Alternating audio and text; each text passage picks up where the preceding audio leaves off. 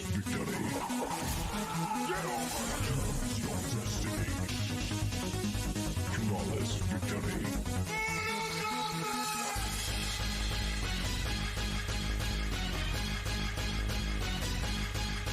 Fight!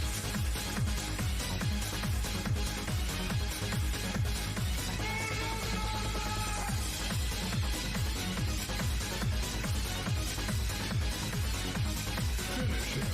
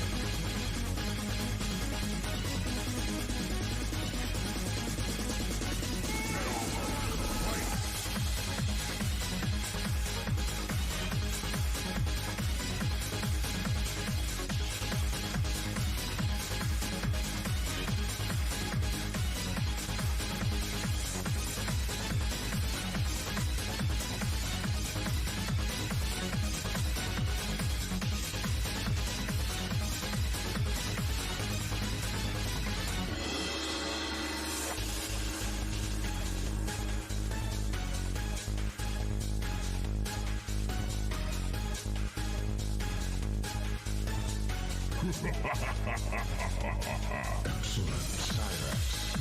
Sector. Smoke. Motaro.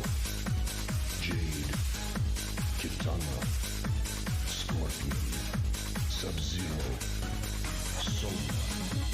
Jax. Melina. Johnny Cage. Raiden. Kung Lao. Reptile. Come on. You can. Sit down. Ermac. Shiva. Lee. Psylocke. Shao Kahn.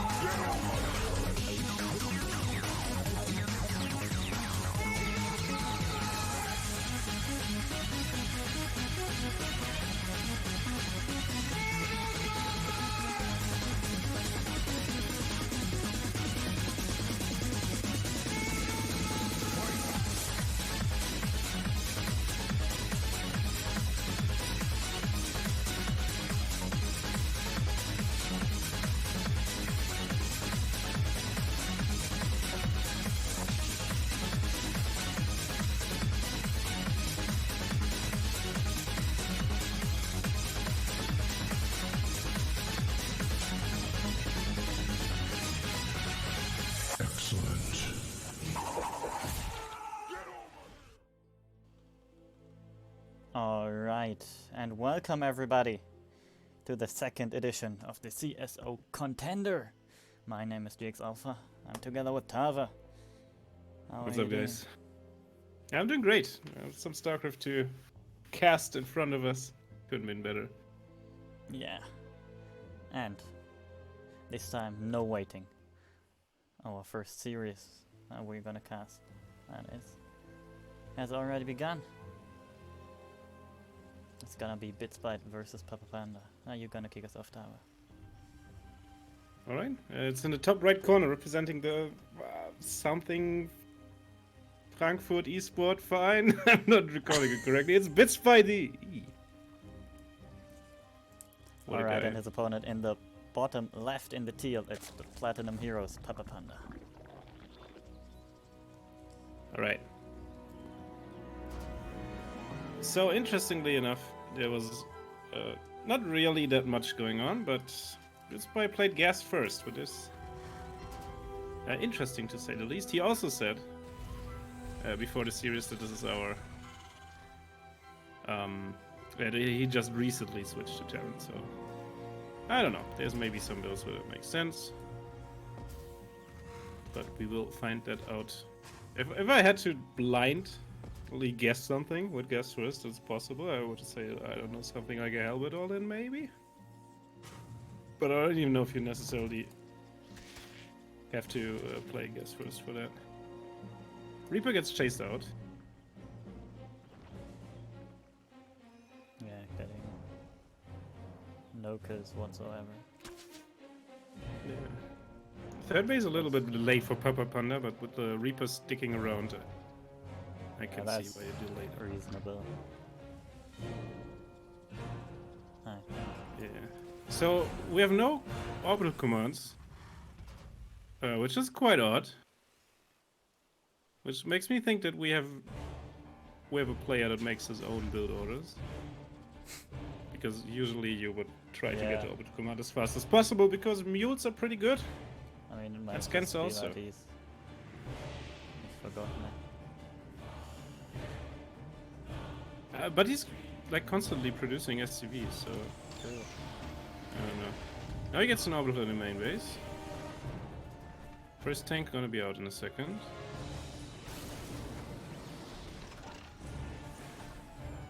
Oh, that was interesting. Or kill off wings in the base, trying to scout, get previous vehicles. Nothing of that. He built 2 engineering base, interestingly. Right away, only using 1 so far. Yeah, I mean that's fine. Like in general, to build 2 E-base at once, you do that against Zerg and against Terran. Not that much against Protoss, but it's possible as well. What is not that usual altogether is these 2-1 setup. It is, I guess, just 2 barracks in the factory. That's how I play co-op commanders with Reyna. It's not really how I would play competitive, but there's of course some interest with this. Papa Panda though, towering in the worker supply right now, and he's pumping up 8 more, so he will be on 50 workers in just a second. There's really good mineral saturation as well. He has a lair well on the way, and man, these players, do they have a contract in building double upgrade buildings and then just researching on one of them? Good bloody looks like it.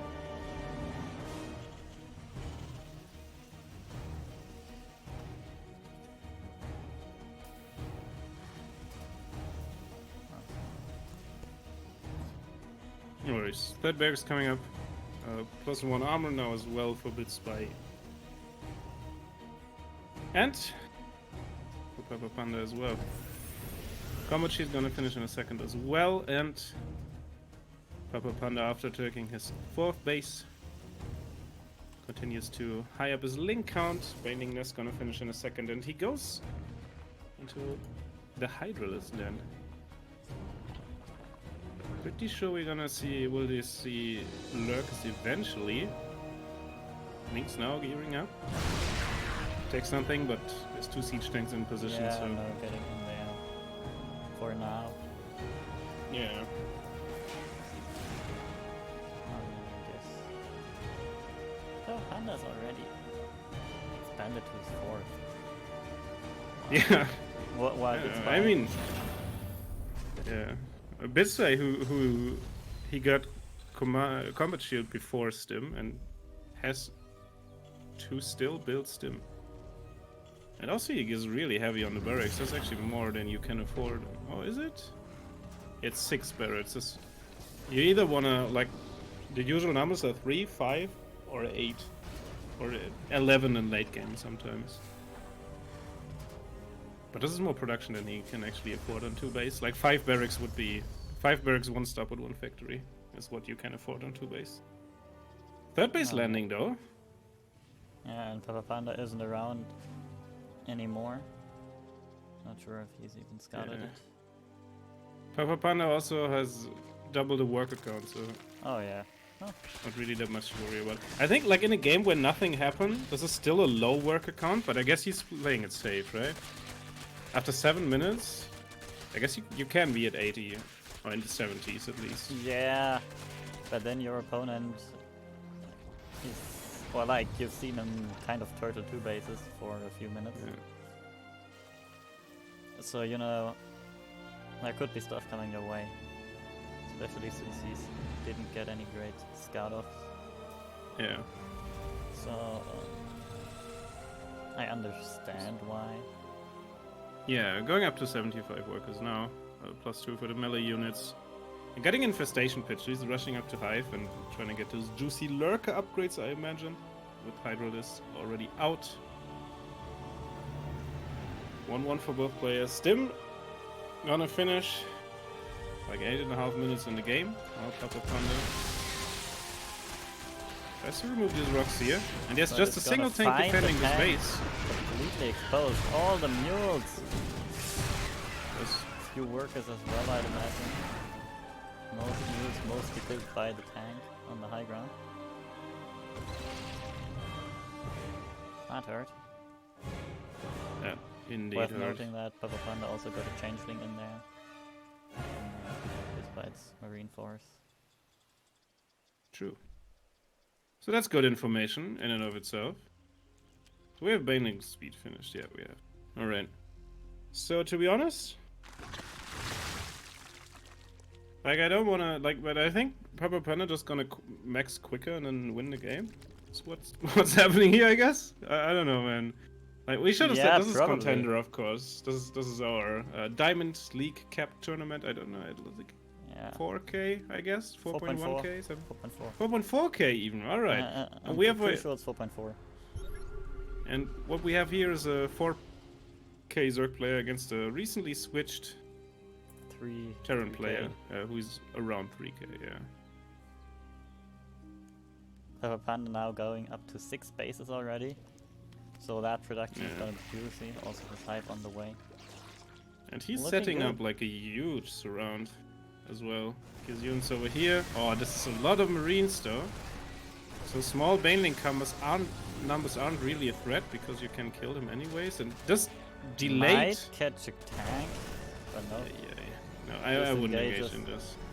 But meanwhile, the This is Hydras just are not a working good- on a third. Not a good idea. That survives barely though. Now we see a problem that with the 5th base being taken, 88 workers against 46. So Yeah, I guess Papa bits Panda by- is in a pretty good position overall. I guess the army supplies are still roughly matching.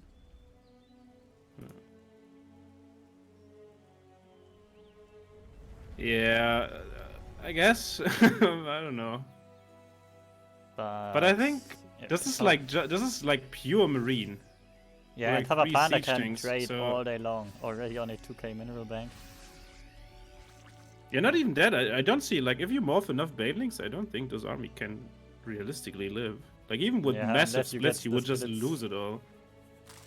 And he's going up like he's not at the crazy Baneling numbers, right? But like still, this is He can get it. I think at the moment he's kind of lacking the gas. Like only 600. yeah. And even 30 Banelings and like latest when lurkers are out, And like ultras are on the way as well, or the ultras cavern rather. This is like not a sustainable army against any kind of No, not at all. Small lead other flank, things even than catching the tank. yeah. And one tank in there. These Yeah, that's Hydras like- once again trying to kill a third base. I think honestly, like with enough Zerglings, you can just fight this because there's an army an upgrade disadvantage, and Bitspy now moving out. Man, I'm not sure about this. No, Like, I at guess, all. I mean, On- Papa Panda could like- set up a massive flank, like. Yeah, and the Fight thing is, these going fights will so deep on creep. these fights will happen on creep, and this army can't fight Banelings on creep. Yeah, I mean, we see Papa Panda going around on the right now. Yeah, Not there's sure if no he's way. counter-attacking or setting up the flank. I mean, both would be excellent decisions, I think. But Yeah. there's the flank. I think Papa Panda now goes in from more than one side. And oh Banelings- my, these We get Banelings. huge connections. Even parasitic bombs on the medivac. Yeah, that's Honestly, really like bruising. that. Bruising many. And we should. Yeah, and like even with the units that survive this fight, I think Papa Panda can just close it out. Lurker Yeah. upgrades on the way, by the way. No double lurker then. We see like with the really price, yeah. With the really, And here we really go. nice, but Bitspy losing his whole army, and with that he knows he has been beaten. Alright. Yeah, going up 1-0 in a pretty strong game 1. We have to say that. Alright, just let me Also check sure what you is. know what the second map is. Oh, Yeah, that's I'm Light Shade. making that sure right now. It is Light Shade. Alright. In fact, will be Light Shade. Alright. Referee, this is all check. Great stuff. Wonderful. Both players ready. And this lobby is quick. We are already in the loading screen Yeah. for the second Quick as map. Damn. Quick as it should be. Alright, but it, I think, should leave us some time to make a little bit of advertising for ourselves. Yeah. Or for this tournament, rather. Because you can go to our Matcherino page and enter code CSOCC2 as the number 2. And can add, I believe, 25 or 50 cents? I'm not too sure. 50 cents to the prize pool. Yeah, which- we got quite a lot of codes. So Yeah. yeah, definitely go ahead. And the link should be in the chat. Or it's under !P for prize pool. And yeah. Free money for the players. Hell yeah. Sum it up. But now let's head into the second map. Hell yeah. And our Orange Terran player representing the Frankfurt Esports organization that I can't quite remember the name of. It is Bitspy. I think it's Erste Frankfurt Esports Club. That makes sense. Makes so much sense. And his opponent in the top left, playing for the Platinum Heroes, it's Papa Panda. Alright. Guess first again. And Pepper Panda just going for the hedge first build. Nothing out of the ordinary here today. Alright, let's see. I mean, Lightshade is a map with a fairly... like, it's with... I will believe Beckett it is. It's not the map with the shortest rush distance anymore, even. But it's pretty short. Like it's Still small. it's submarine basically. Yeah, from the rushes. So I honestly love to see some roaches, man. Like this is the map for it. I think this is one of the map where the roach style is really strong. Maybe not the strongest because it's fairly good on some of the new maps and it's really good on Oxide as well. So probably not the strongest. But Papa Panda, it's going to be a 3-hedge. Oh, greedy. I don't know. It is. Yeah. I don't know, man. Like, but like, I hope you see this Bitspy because you have to know that as a Terran, if you don't get orbital commands as soon as quickly, you're putting yourself at a huge economic disadvantage. Like, because the other races generally can produce workers quicker, either through chrono boost or through like the decentralized production or the centralized production. Yeah, the centralized production that Zerg has. So you really want to pop out these mules as quickly as possible, and like even scans and supply drops are so useful. It's just worth it. And it's only 150 minerals. I don't know. All right, we had a reactor first build here. No initial units, just reactor and then straight up marines, and now you're gonna switch into alien production. It's interesting to see if he's gonna go for the for the 2 rigs follow-up. Alright, so he just loves a lot of marines early on. Well, I don't know. I can most certainly tell you that this is not an ideal playstyle, but like, we're watching a Diamond League tournament. That's not what we're here for, right? Oh, and these links are separated, and that makes them easy targets for the initial Zerglings, actually. Hellions are out now, though. And speed is not quite finished because of the early 3rd base. So these Hellions actually can get some. Alright, Starport's coming now. Assuming they move across the map, which I don't see them doing right now. Yeah.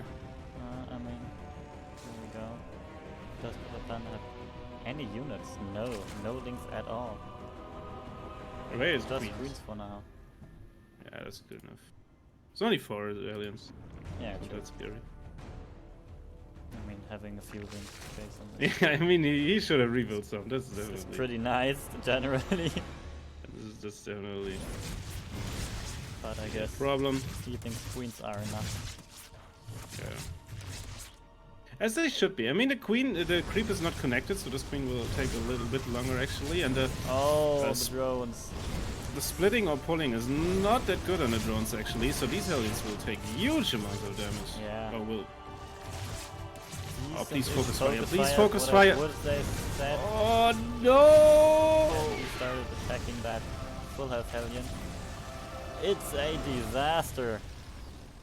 I'm pretty sure that Papa Panda is I don't know where. I think he's from somewhere in Asia. Yeah.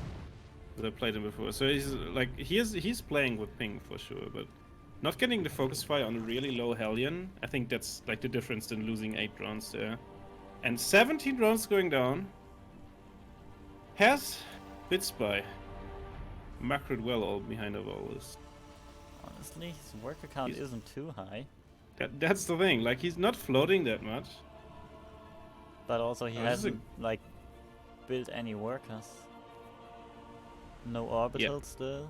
Yep. On both. Yeah, orbital in the main base now. Oh, in the main base. Yeah, this is fine. I don't know. Like usually you go.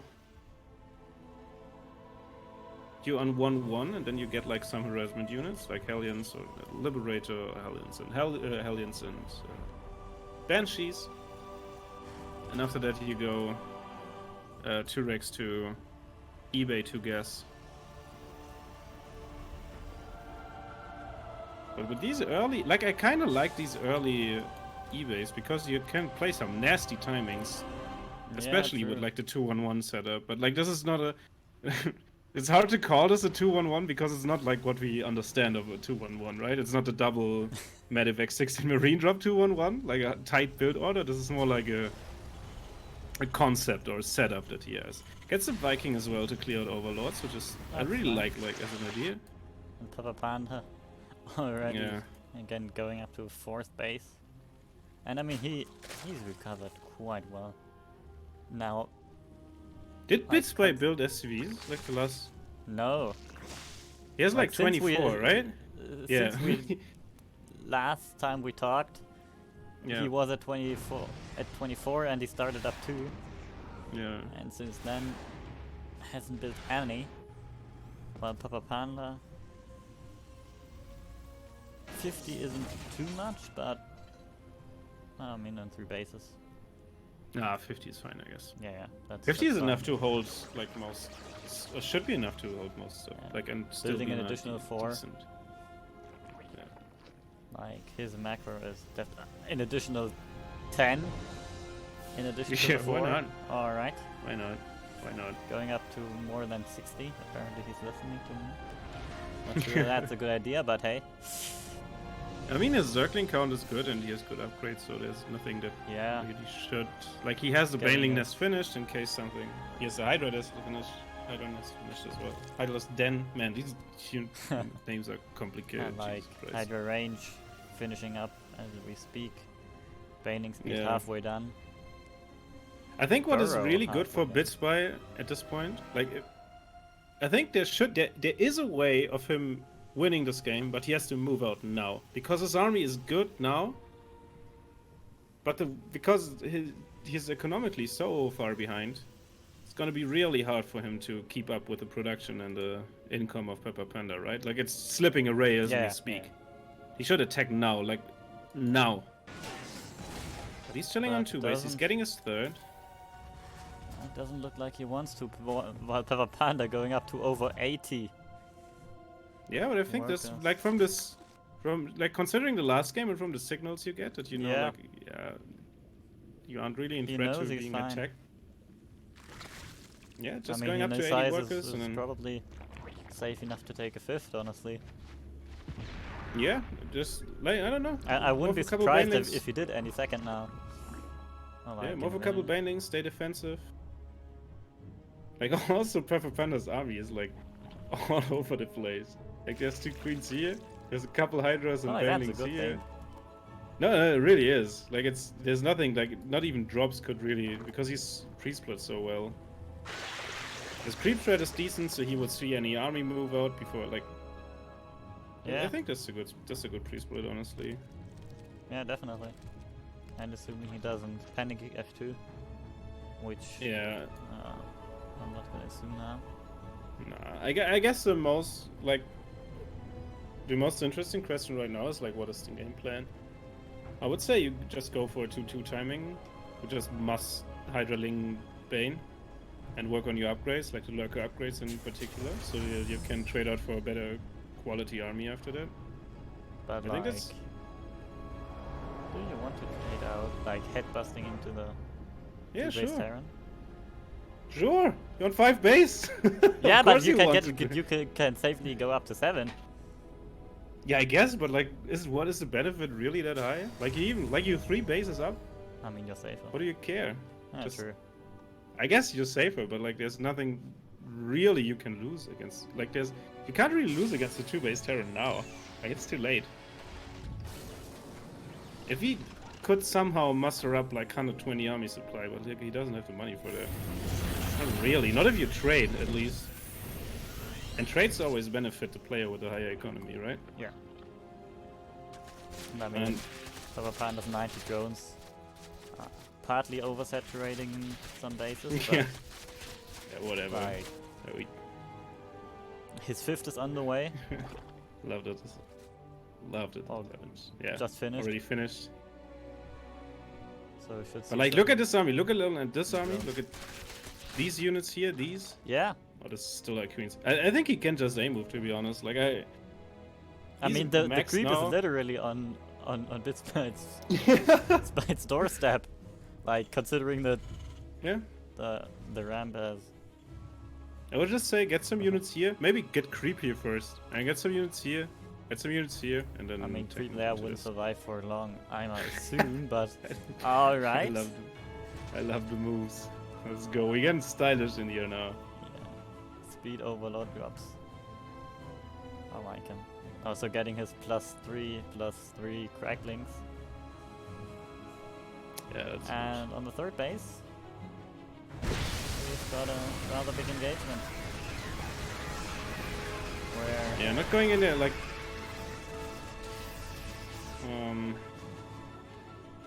Well, that was a bit weird.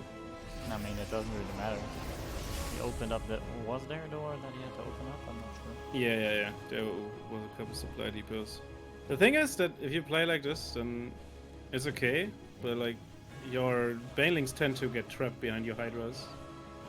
So you should just like Yeah. I don't know. Like in that engagement, if he had the Meanwhile- banelings in front, he would just win it. Or the He's 16 dropping in the Lingdra. main. The entire Yeah, army sure. A moves, leaving Yeah. the 3rd base exposed. And and Papa Pana it leaves falls in that a to matter of just. seconds. Yep. So Bitspy is back to 2 bases. Yeah, he's pretty dead.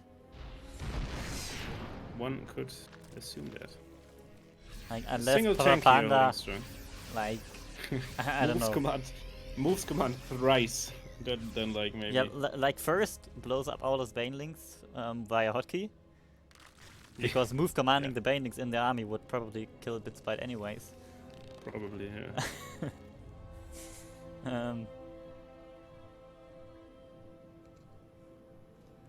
The moves. Yeah, getting more Evo chambers. For whatever reason. I think for Vipers, probably. Oh Does he have yeah. Vipers? There's so far on the front. Oh yeah. Alright, Okay. Bitspite moves out to create a little bit of creep until like 3/4 of the map already covered in this. Oh, these Vipers are gonna go down. That's That's nice. a big pickup actually, but these Marines are on creep and there's a lot of banelings that are ready to connect with it. No, Still a couple left. Ultras coming in as the flank from the side, and Bitspite. GG, well played. Good luck. 2-0 for Jesus Papa Panda. Christ. Well, Amazing. well done. By the way, can we appreciate that Papa Panda in the last few seconds built 10 dropper lords? Yeah. He was prepared. He was ready to nerd you that shit up, man. I'm gonna tell you that much. Oh yeah. Alright. So I think we're gonna throw us into a short break where, if you haven't done already, you can do two things. A, head to Match Arena and use the code !P to contribute 50 cents to the prize pool for free. And you can also follow the channel if you haven't done that already. That would also be very appreciated. And yeah, we'll be back in 2-ish minutes. And we'll see you.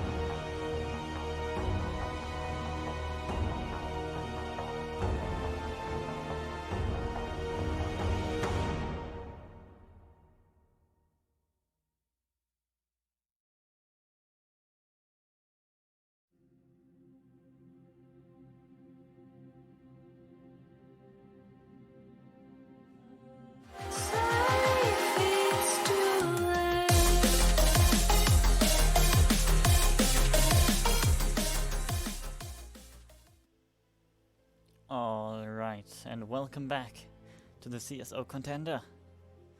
And we are back with our second series in round 2.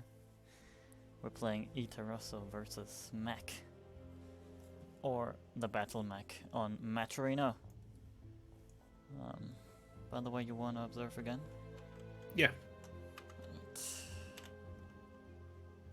Cool. Let's head into the series then. Oh yeah. In the bottom right, it is the yellow Terran player representing Validity Gaming. It is Mac. And his opponent playing for Starcom, I assume. It's Itarossa. Itarossa? How do you pronounce that? I would say Itarossa. Oh, but like, whatever. What the fuck I know, to Just be gonna honest. go with the Zerg. The Zerg. The Zerg and the Terran. Yeah. The Zerg and the Terran are both around 4k MMR, so this is a lot closer than the last matchup that we had, I guess. And yeah, we're just gonna see how this one gonna be fare out, what are these styles these players are playing. So far so good. It is a good old standard. Rex Gas into, I guess, Reaper Riffy. And on the other side, it is just a standard gas. Pool, hatch gas pool. Jesus Christ, that's confusing. I always like threw that together. Like the words hatch, gas, pool are interchangeable for me for some reason. I don't know. And it's really important to not switch them around. The order kind of matters. Yeah, this is really that really doesn't matter. It's like the only things I can do in the other game, right? Like. Whatever. I'm a dumbass is what I'm trying to say, I guess. You know. Yeah, probably not. Thank you. Alright, Pervy Lord. Gonna arrive soon. And gonna find a building building CC. Well, actually not gonna go onto that pillar yet. Oh, what's the scout around in the main base? I really like this. Factory's a bit late. Now the Marine pops out. Overlord has to go away. Yeah, it should be able to escape. Yeah, that looks like it. I think so. Meanwhile, And the popping right on top of the Creeper. The Creeper. Oh, nice. But the Reaper finds actually no Queen into natural, so he almost gets it wrong. I was gonna play some Minecraft today. I didn't. Maybe that's like your unconsciousness tells you that you have to play Minecraft today. Yeah. Sounds so painful. Alright, so we have a second gas after the factory, and as I point out every week, it means we have no 3cc built, rather a 1-1-1 opener out of 2 base. It's a bit more aggressive than what Jones tends to do. Oh, and this that's unfortunate. Survives on 6 HP. Yeah. Reaper dies. So that means these Zerglings are free to go to the other side of the map and be a bit annoying. Yeah, Hellions are out though, and did he skip Zergling speed? Looks like it. Going straight Yeah, maybe to he the roaches. forgot it, but he still. Yeah, he goes to the good old dark side, 330 Roach 1. Oh, there was some watched. Man, I have to say, I don't know, I have a completely unfounded hatred for this Hellion skin. I don't know why, but like I think it, like a lot of people like it. It kind of looks like this campaign unit, right? Or like Wings of Liberty unit. Oh, you mean the Diamondbacks or what? Yeah. Oh my God. I don't know, it looks ugly as fuck, is what I'm trying to say, I guess. Alright. Yes, but I don't like it. As I pointed out, this is completely unfounded as well, as I said. Cloak Banshees gonna be the way. And against the Roach Open of Itarossa, if he decides to be offensive with that, Banshees are pretty good in shutting that down, aren't they? 3rd CC. Yeah. Coming up into the wall. We're going to 6 Hellion Banshees, so this is the most standard. And we will, in fact, have Bio. Okay, these 2 barracks getting added. Stim is on the way as well. I guess this gives us a little bit away that we're gonna play Bio. Double eBay coming up as well. Yeah, Hellion's now moving into the 3rd base. At least gonna close there. Gonna get a tumor, it looks like. And Yeah, it's back actually off. nice. Denying creep here can be really good as well, because this here could be a pushing way, right? For your 1-1 tank push, which will most likely come with this build. Let's be honest, 5 Rex will come up. No, this 3 Rex still. 3 Rex will come up. And I'm pretty sure we're gonna have, yeah, with that. Pretty sure that we're gonna have the 1-1 tank push. That is a standard really against Zerg. Roaches from Itaros are now moving out to catch these Hellions, only getting a single one. Overlord gets suicided. And Oh man, this Overlord falling really makes... I think this is gonna be... To be honest, if I look at the work account, it's just a Roach all-in. yeah. And Rogue really started something, didn't he, huh? I really love to see these Banshees going back home, by the way. I love the bunkers, and I think they're necessary. Yeah, I don't definitely. love no tanks already out, because this is a lot of roaches. And like they can out damage. Yeah, Banshees are still here, by the way. Yep. They're gonna take some time. The tank should have popped, I think. Yeah, it is there, it is there. Alright. Siege is on the ramp right now. Oh, gets a good initial shot off. But I mean, On the inside here, Banshee. 7 SCVs falling in there. Banshee's still open. This was And I mean, worth it. yep. He could probably macro out of this. Oh, shut up, thing. Yes. I don't know. It's really important to not lose any additional SCVs here. Alright, let's look when the dust is settled. We have a tank didn't die, which is really good. We have a third CC, which didn't die, which is really good. And we have 1-1 finishing. The thing is, there is potential for a push now from Mac, like still to do some damage, but he has to do some damage quick. These Banshees, by the way, didn't have a chance to found any damage on the other side of the map because they need to help at home, and there's an Overseer already built. So we see a little bit of drone setter and then +2 attack research for Itarosa, which makes me believe that his follow-up plan is just to go for... what is the situation? For another one. Just going like straight up for round 2, like 1 + 2 finishes, right? I think that's the game plan Okay. here. He could. I mean, He kind could of for looks sure. like it. I mean, looking at his situation, I wouldn't mind him taking the 4th base. He's Yeah. still building drones. Oh yeah. Does it no, we now? don't. The 4th base was cancelled by the Banshees. Oh yeah. Never Banshees mind. getting a lot of drones here as well, and cancelling this Spore Crawler. Which is quite nice, of course. Man, this is gonna make some damage, and I think we're gonna have a game here. Yeah, looks I'm like it. completely honest with you. The thing is that, like, Mac had like 1 or 2 painful supply blocks behind all of this, but he saves the Banshees. Okay, that's really huge. Yeah, and he's now gonna take his units. Yeah, he has good upgrades. He has 3 tanks. He has a lot of Marines. Like, his Marine count is really Yeah. solid. And Combat shield finishing up any ooh, second. if he doesn't get catched here. Oh no. Oh, the Banshees, the Banshees, the Who's Banshees. getting Please Mula? keep the Banshees back. Alright, that's two little roaches, I think. Yeah, and they were move commanding. Oh, and he Big can set up walls. an attack on this 4th base, which is, like, not creeped at all. So, man, I see some potential for Mac here. I'm gonna be completely honest. More roaches in production.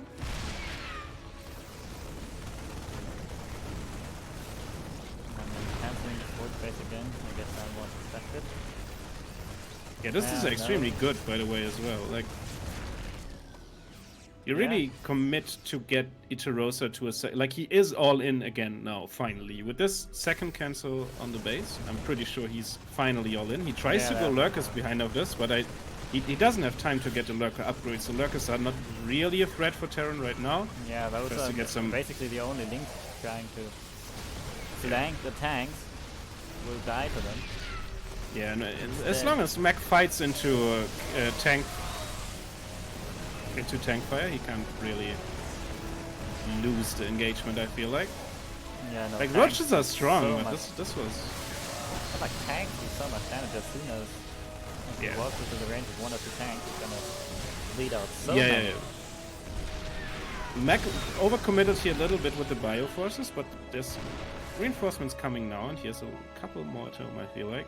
And Itarosa, man, you see on only on only 3 hatcheries, he can't spend his money. He's floating so much right now. Oh yeah, and like all the screens fighting in front of sure is even injecting. And Yes, the 1-0 GG for the Terran. Yeah. A match already called over. The Terran player. Oh, second map's Oxide. Let's go. That's another Roach map, by the way.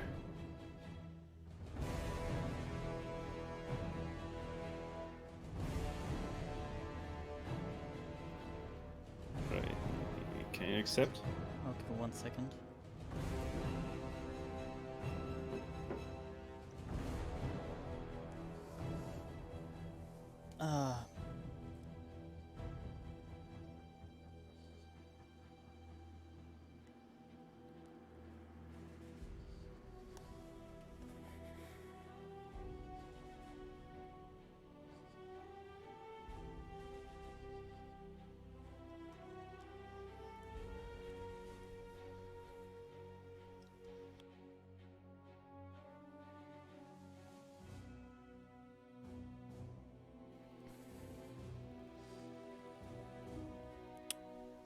Okay, give me a second. No worries.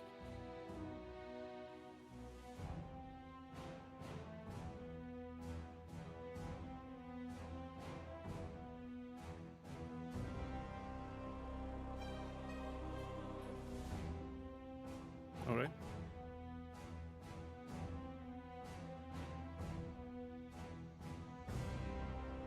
Mm-hmm.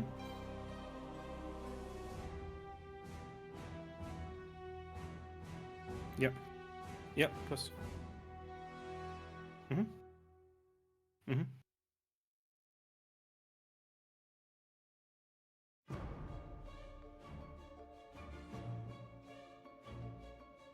Alright.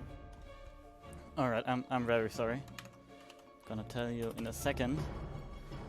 First, I'm a little stressed now. Due to reasons.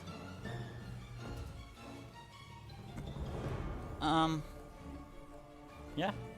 Let's head into the game. Spawning in the bottom left. The yellow Terran player is Mac. Alright, and the top right of Oxide. This is a blue Zerg player. This is Starcom's Itarosa. Alright. Oh, I should maybe set the score. There we go.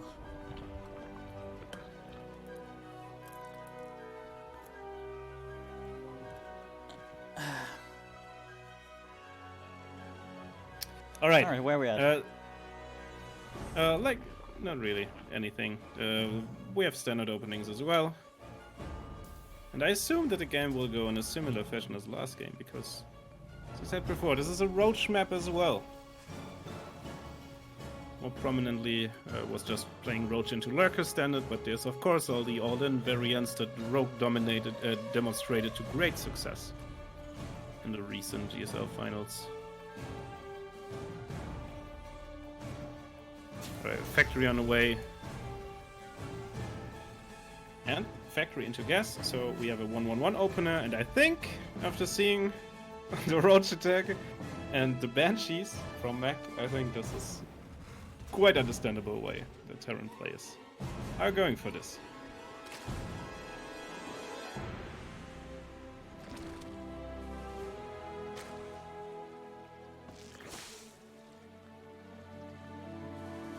Alright.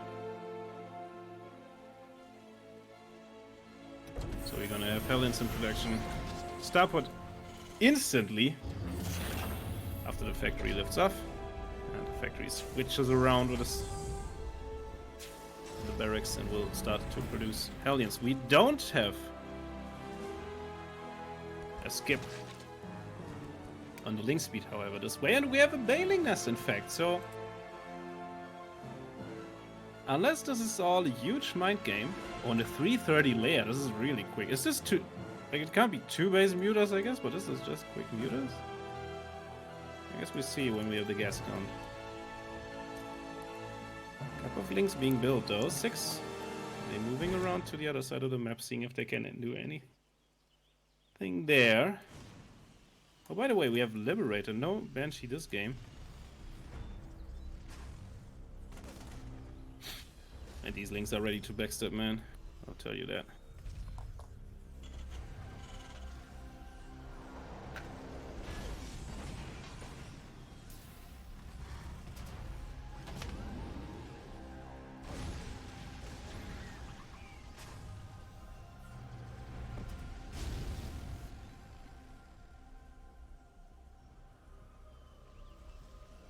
Right. Things gotten cleared out. Up to 6 Hellions. Liberator finished, so this is gonna be quicker CC and quicker barracks for the follow-up as well. And the other side of Rosa. Shitting on relatively small drone count. Getting these quick gases though, which could very well indicate mutas I was speaking of, but we still have no Spire. I guess once we have 200 gas, we can confirm or deny if my suspicion was correct. But first, let's follow these Hellions, catching a couple of links. Links and Banelings trying to engage here. But I think this is like really good for the Hellions. They can trade out really well here. And they shouldn't all die. Queen's now coming to the rescue. Now the Hellions have to leave, but traded out well here, not really losing any. Still no situations on this gas. Is he just taking this gas early, man? I am not sure. I haven't played Zerg in a long while.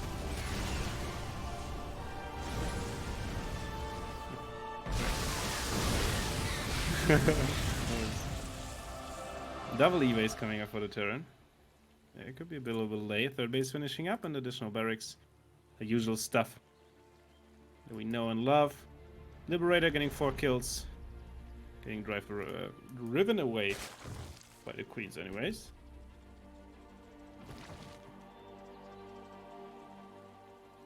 And Itarosa has a lot of circlings here.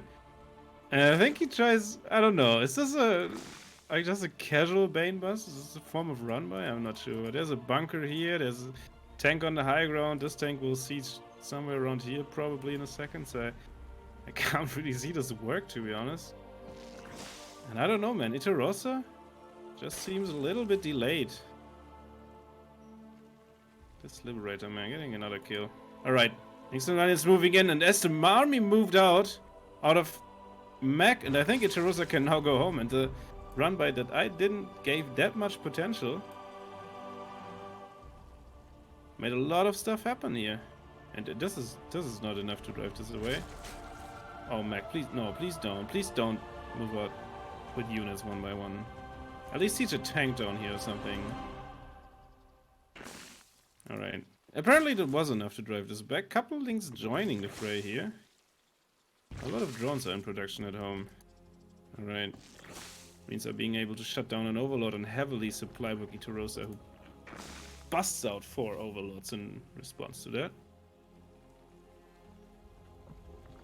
Okay, so we'll have Banelings to eat and +1 for the Zerg.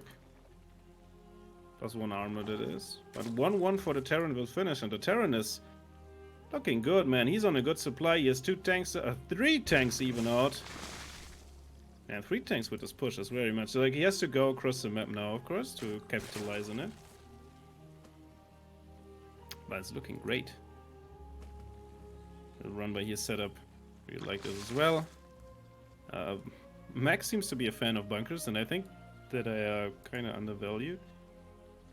But this is 4 Marines at home. This is potentially 4 Marines that are not with this push, and this push looks powerful as it is. Yeah, tanks getting on siege. Alright, what's up? I'm sorry, where we at? I don't know, like Itarosa confused the hell out of me with his build. I'm not sure what he wants, to be honest. I don't know if he's... he wants to get fast lurkers, I guess. And there's a really strong tank push heading out now. Like, not a whole bunch happened this game, but Mac is quite ahead in this. Oh, what a focus fight. Or was it explosions on the Marauder? I'm not too sure. Alright, so no banelings in his army. Guys, Okay. I'm so sorry for the camera being static for the last 3 minutes. I've locked was it on it? the tower and it unlocked. I moved for a while. Must have been something I did. No. That's like... I don't know. Okay, whatever. Fourth base get instantly killed. Rosa doesn't even try to fight because he knows he can't have it. Sets up the surround though. And I think there's potential in this. There's a lot of queens with a lot of confuses as well. Oh, the Link's moving in, but without any support, just in the back. Getting 2 tanks is nice and all, but there's still a lot of Marines just on creep. Getting a 3rd tank? Maybe? No, the Bioforce is there in time. And man, hell just broke loose for Ichirosa. Mech just in his doorstep and trying to kill these queens, and I don't think there's a whole lot Ichirosa can do about it. I mean, the queen's pretty much his only last units. Yeah, GG, well played. Peace Good out. luck, Lex. Man, our players are well-mannered today. Yeah. Really, really nice of them. By the way, we've got Alright. 2 pretty important events. A, we had Bitsbyte subscribe to the channel. Thank you very much. Very appreciated. And also, this is the time where I would say we're gonna have to throw it into a break. Unfortunately, that's not the moment. That's not today. Because I have to go, which means we're gonna restart the stream. Don't worry, the stream will be back in about 2 or 3 minutes. So definitely stay tuned. And after that, you'll have Talbot casting solo for the first few minutes. We'll maybe be able to find another caster, but I'm confident that Talbot can handle that. Yeah, we see about that. I mean, Alright, folks. you did a great job observing so far. I was the one screwing up. Thank you. So yeah, ladies and gentlemen, the stream will be back in, yeah, let's say 3 minutes. And yeah, then we'll continue the tournament. Thank you for watching so far. Definitely stay tuned. And have fun. Schon direkt mit 120 Sekunden anfangen. Ja, genau. Ich habe irgendwie Brain Lag gehabt.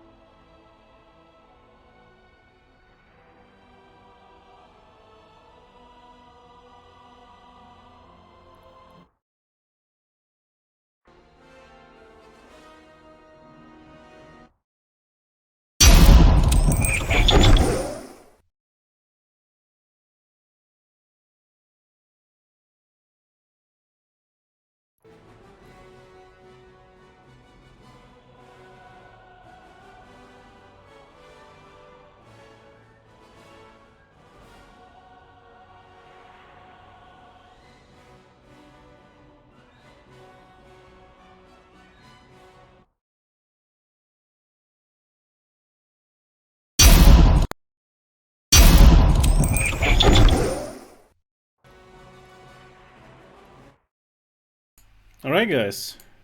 I sincerely hope, that everything worked as planned out, and we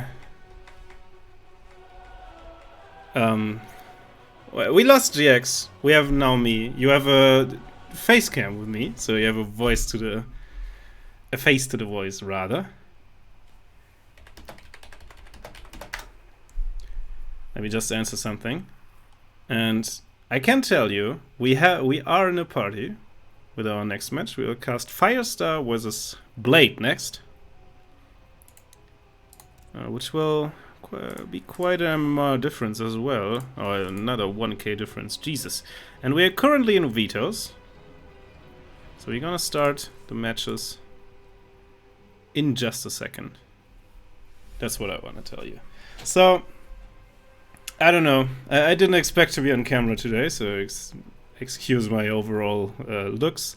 Try to improve it until next week, but we have to deal with what we've given, right? First map, gonna be Lightshade. I can tell you that much.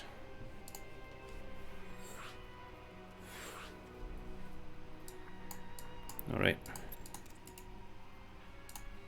Firestar is a Protoss indeed. Let me just see.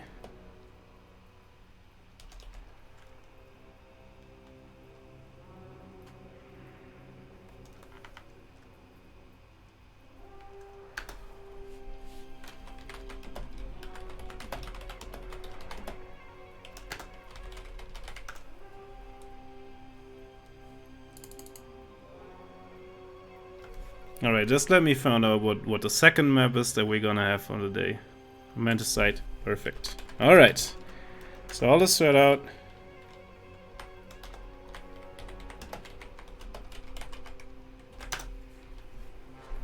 We have our matches.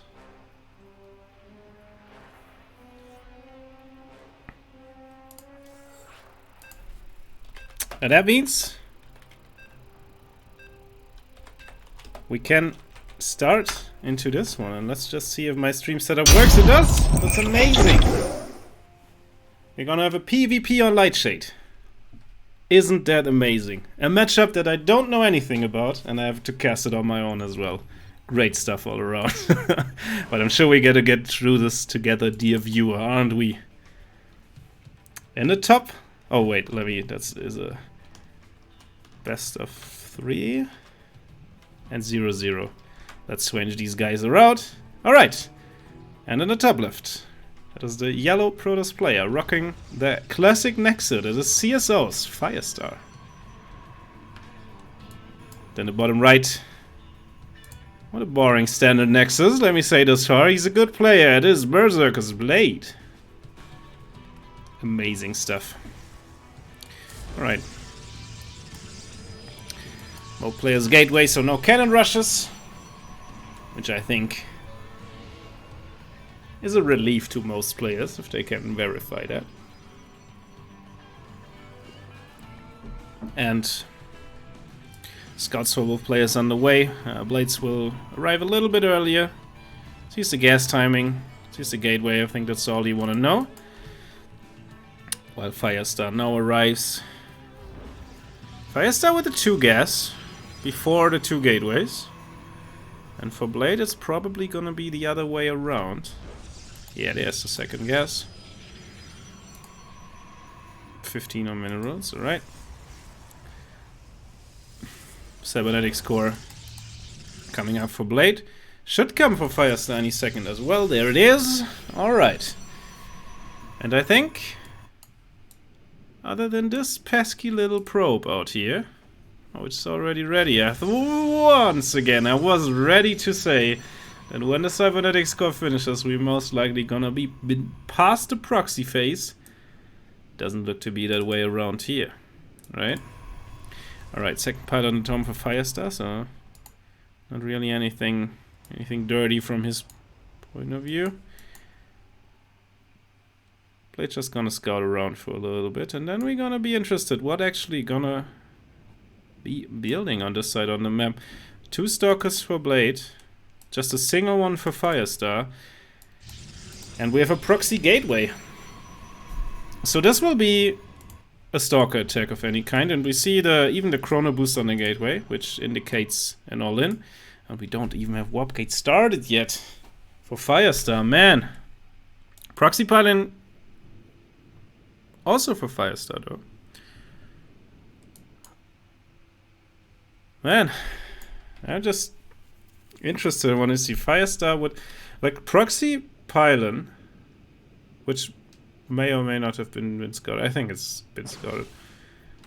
But Stargate at home. So maybe the Stargate was... The idea was to build it on the other side of the map, but he didn't, or whatever. Firestar feels safe enough to expand. Has no idea about the lack of a natural for his opponent. And Warp Gate's gonna finish any second for Blade. 4 Stalkers are already here. 2 here, 2 on the way. Only 2 at home. And with this, I think he can warp in on the low ground as well. Which should made him able to warp another 3 Stalkers in. He warped 1 in here. Yeah, there's the 2 others. On the other side, the fighting already begun. Stalkers from Firestar went to the main base, but... This is 5 Stalkers here. 6, I mean, 7, 8, what? I can't... Don't hold me. I can't count, I'm so sorry. There's 7 Stalkers.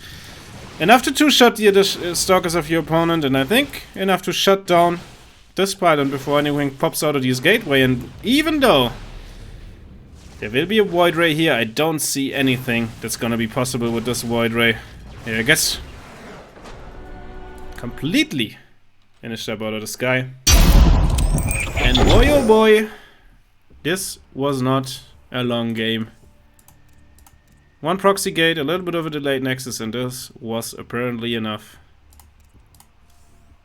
to finish off our boy Firestar. And the second map of this best of 3 will be Romanticide, which is hosted up already.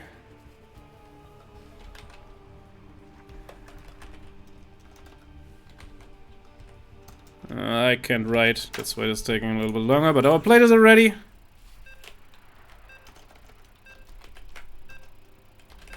Oh, please. Yeah, there it is. Nice.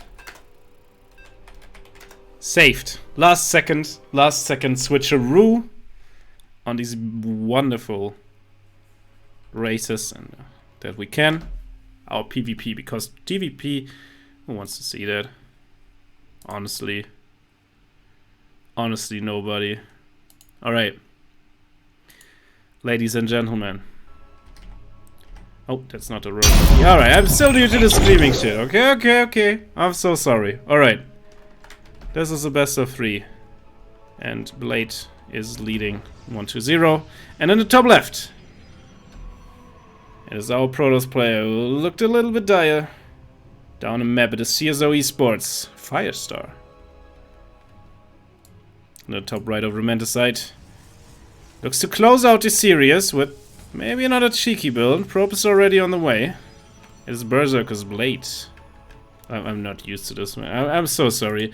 Like, what you see that, like, I'm basically a fraud. I can commentate and I can talk for a lot of time, but the production value goes down the drain when GX Alpha is not here. Yeah, that's what you all signed up for now. But I'm doing my best to keep the stuff at a limit. Alright.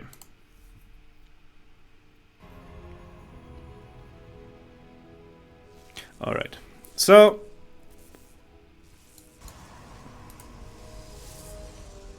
the earlier guess as well. I heard some probe fighting.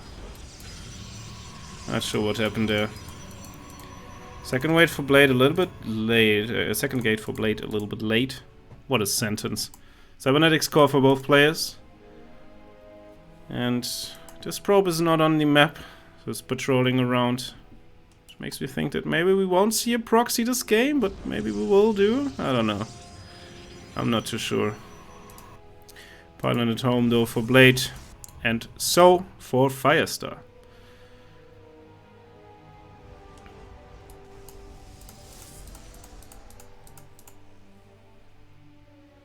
Alright, and we have Stalkers in production after the Cybercore's finishing up. Chrono Boost on the Stalkers this time, so this is most likely more gonna be a Stalker pressure, and then, oh my, I don't know. This probe movement could tell me otherwise, but this also just a scouting, and I think this is set up for Nexus, or should be, I guess. Pylon here, just to be annoying. But you see what pops out of these gateways, I guess. He sees 2 Stalkers. Cancels the pylon. And should be deciding to just staying home, I guess. Man, these scouting probes working overtime. They are not being paid enough for their work. I heard. They ain't being paid at all, because they're robots. Look at these cute little fellas. Would you partake in anything bad that would happen to a probe? So there's a real issue of this probe labormanship. 2 Stalkers against 2 Stalkers, nothing much Firestar can do. With these 2 additional Stalkers, maybe a bit more. By the way, the tech choices are the Robo for Firestar, off of 1 base, interestingly. So this is gonna be committed, I'm pretty sure. And we have Twilight Forge, just the super standard macro setup for Blade. Fighting in the front now, and 1 Stalker will go down here actually. There's a shield battery with full energy. This is nothing to despise of. There's a sentry coming and joining the fight as well. Shield battery is drained. And Nexus will finish up in a second, and with this Stalker and pylon battery overcharge available in just a second, I'm pretty sure that this is held. This is a premature battery overcharge though. I guess look at where the Stalkers are. And you see that Blade is a little bit panicked for a little bit here. But now he feels safe enough to pull the probes down, gets a second battery, waits on top of the ramp to do extra damage, and Firestar adding late gateways, we have to say, but he's still adding them. So this is gonna be a 4-gate 1-base Robo all-in. I'm not sure if the Robo's actually gonna build anything besides this Warp Prism, but still, Warp Prisms are strong. On the other side though, 2 batteries in the front. 3rd gateway is gonna be added. And nothing out of these Twilight Forge councils, but still, like, 2 shield batteries are strong, and we're gonna see if Firestar can make anything happen here. Looking around here, I'm not sure what he's looking for. I think he's trying to... Oh, he wants to elevate all in the main base with the Prism, I guess is the plan. I kinda like it. With Blink and +1 on the way, both being Chrono boosted out, and Robo and the 4th gateway follow up. So the production's gonna be equal in not that long of a time actually. Oh wait, no, that's the 3rd gateway still. I'm stupid. It's not gonna be at all. So there's no vision here for Blade, so he's not gonna see this. But is this close enough to be elevated? Yeah, it is still. Oh, he's gonna see it from the other side down. He knows he has to go on the main base now. Elevator coming in. 4 Stalkers additionally gonna be warped in. And the elevatoring is not as quick as you go. So the sentry is not being able to defend us alone with force fields and force fielding up the ramp, and the Stalker count for Firestar is just superior at this point. Probes being pulled immediately. Oh, potential for warp-ins in the back, but the army is just dwindling for Blade. And I think with this 1 base all in, Firestar might have done it, but the probes not being dealt with and the army is not completely dead, so the probes are actually being able to damage a lot of these Stalkers. Warp incoming now. A little bit late. Stalker count is still strong for Firestar, though kinda dwindling. 19 workers going down, bringing us to even workers now. Immortal is now out, and let's see if he can pull his weight in here. Oh, gets targeted down. And Blade returns to GG, well played, and apparently 1k MMR difference upsets are possible in this matchup. Hello, welcome to my pretty face. And now I actually have to figure out what the decider map is. Let me check that. So we had back at Blackman, it's 2000 atmospheres, isn't it? That should be 2,000 atmospheres, no? Oh wait, mod. Do you want us to be game hard?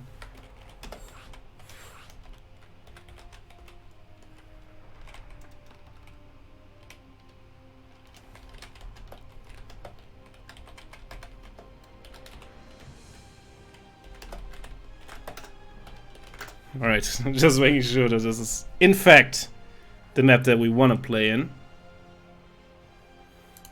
Nice.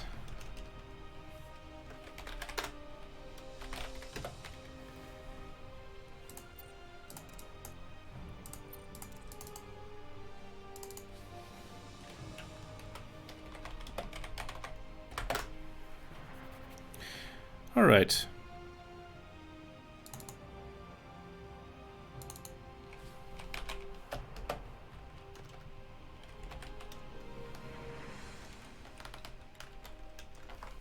Alright, we have to wait for one of our players still.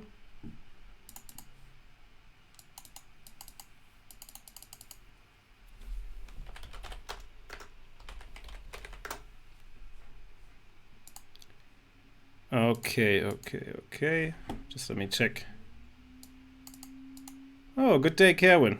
I hope you're still here to watch this glorious. Okay, go from our players. What's up, Kevin? I hope you're here for this, watching this glorious piece of StarCraft we have for you today. Isn't it? Alright, now it's kind of awkward because I got a new webcam, and that's the only reason why I always switch webcams. And I placed it in front of me, so you can see me. But now, I have the chat and all on my second monitor, so I'm looking over there like a dumbass. But who cares?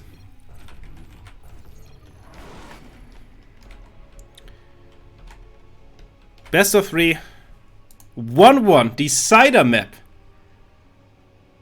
And here is the underdog. In the yellow, it is CSO's Firestar. On the other hand, just lost the last map. It's rather unconventional all-in, I would say. It is Berserker's Blade. Man, and I'm just... I don't know. This is really crazy for me. Like 1k MMR difference upsets, they don't happen that often.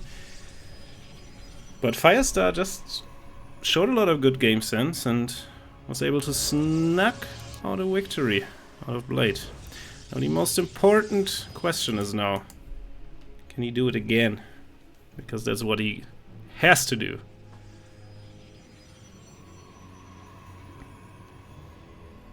If he wants to win. Not only a map, but this whole series. Alright. Both players double gas.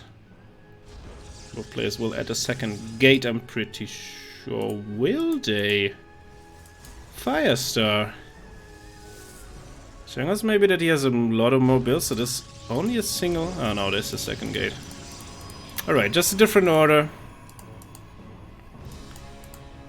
And that's all.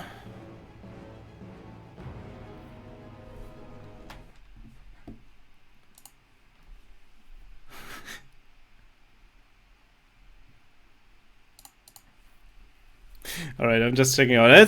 I can't really check out chat, I think. I'm looking for a way. Oh man, I fucked it up again. I'm so sorry that I'm not observing. Streaming is hard? Who would have thought? Alright, this is chat. Let me leave this time where we see Blade sticking with that which brought him the victory in game 1. So a single proxy gate. Let me take the moment to make a little bit of advertisement in our own right. You can type in the chat !P, I believe it is, and contribute to our Matcherino page for this event. The code CSOCC2 will add 50 cents to the prize pool, which will directly benefit these beautiful players you're seeing this whole evening and being entertained by. And most possibly you're one of them. So why not? Just do it. Just support these guys. Or you know him. Type in the Matcherino code. It's 1 minute of work and it's greatly appreciated. Alright. There's a stalker being produced out of here, which I'm not sure if this is I guess that's fine if we don't have Warp Gate actually finished. So we have 4 Stalkers on the map for Blade, but they're not at the same spot. So Firestars, 4 Stalkers, can maybe do something. Oh, they intercept one more. That would have been so huge. But I guess we're gonna end up in a weird scenario here, aren't we? Because Firestar going on the other side of the map, and there's a gateway here which is ready to be warped in at. Firestar, by the way, pretty sure he's going for the 4 gate that he played again. Firestar's workers are here, and there's nothing that Blade can do to deny that piling from going down. He's going home, though. Production's gonna be unpowered for the most part. The damage is so spread out across these probes, though. That is really not good. 2 Stalkers already went down here. Pylon were able to be pulled down. 4 Stalkers now for Firestar. And the base of his opponent, 1 got a gun down in the middle, and look at this amount of Stalkers from Blade here, man. And Firestar can't even deny the pylon. 7 workers going down. This is a lot of damage, of course it is. But, hear me out. This is a lot of Stalkers from Blade. And he's going to the other side of the map. Man, I really love the moves from Firestar, though. I do think that this is the correct call to go to the other side and try to backstab with a prism now, because Firestar showed that he's willing to go ahead once more. I like the sentry here, just to force field to ramp off.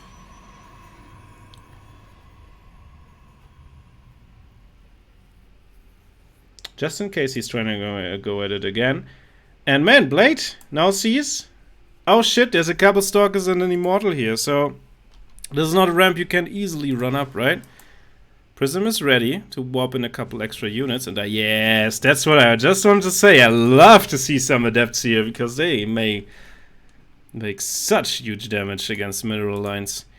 What Blade has, though, is a second base, and the possibility to probe up with Chrono Boost, which is he gladly doing. 2 Adepts here, no focus fire on the probes. A little bit scrappy here from Firestar, but overall a good game sense. And he gets them out as well, man. Forces the recall. I mean, he's still kinda... to be honest, he's not really contained. There's a sentry here, so there's potential to just be force fielded off, and this is of course not what you want. But this army from Firestar looks good enough to beat this, surely. Surely. Blade even transitioning more, getting Forge and getting a Robo as well.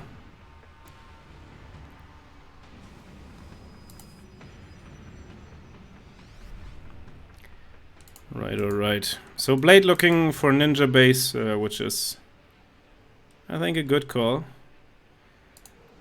And man, well, Firestar certainly hit a good timing and found some momentum. I think the momentum shifted back. Oh wait, that's not 3-1, that's 1, and this is 1. I'm so sorry. It's 1-1, not 3-1. Alright, whatever. 5 probes going down to these Adepts, but Blade is still 6 up. Contain getting broken on the other side of the map, and Blade has Firestar is a strong army. Like, if he attacks now, this can be dicey for Blade, and he knows it instantly. 2 shield batteries in the front. He's going after the proxy first, which I guess is a good call. Yeah, no, don't wait. Just go across the map, please. It's not worth it. There's still a prism here, which can either use traditionally just to reinforce the army, or he's gonna do it again, right? He's gonna elevate again. Is this what I'm seeing? Is he just elevating Stalkers and Immortals again? Man, cannon in the front as well. I think this is the best call, actually. Alright. No, Firestar decides to go for the traditional front burst. And man, he has a lot of units. Shield battery is being popped. Super battery. I think it's not enough to cook the burst damage. The Immortals are force fielded back here, so the engagement really favors Blade, who now goes on to a chase as well. Man, if these Immortals were in the front lines and have done direct damage to the Stalkers, this would have been a whole different affair, I think. Now the army supplies look more even. Blade even leading. And with another Immortal popping any second, I think this... I think there's not a chance in the world for Firestar to make it. He going again for the move, just lifting everything in the main base. And man, I don't see him winning this. There's still an Immortal and a Stalker in this Warp Prism. The rest of his army gets battered. Now, ooh, almost some pickup micro. I just think that Blade is just gonna do it here. There's 2 Stalkers on the low ground as well. Cleans up the army. And with that, Blade has a natural. Firestar doesn't. I think this series will come to an end. Maybe just with this push out, to be honest. I think Blade should have enough to just beat this. There's no shield batteries at home, no cannons, no additional static defense to do anything, and of course Firestar's gonna stay in the game and he's trying to get a natural, but I think realistically speaking, this game's just over. Blade pushing in now. Yeah, instant cancel the Nexus. He knows he can't realistically hold this. Couple Stalkers coming in here. And now we're in the same situation that we were like 5 minutes ago. Actually crazy. Hey, what's up, Hydra? Thanks for the follow, my man. All the VIPs in chat. What's up, boys? Alright. War Prism arrived at the front. Couple more units. Getting warped in for Blade, who scouts the army position of Firestar now. And I think this is a traditional case of more stuff. It's better than less stuff. Even drops a sentry on the high ground to keep these units out. And takes the fight. But, oh man, 2 Immortals putting on a lot of work here actually. Force fields are good though. First Immortal falls, the other Stalkers getting isolated here. And Blade wins the fight on the low ground. Warps in units on the high ground. Traps out the Immortal, who is now prey to the army on the low ground. And Firestar says, no, please. Please, no. No. I can't write. GG, well played. Man, that's... I have not seen a player asking if he can win in a long time. GG's, guys. Alright.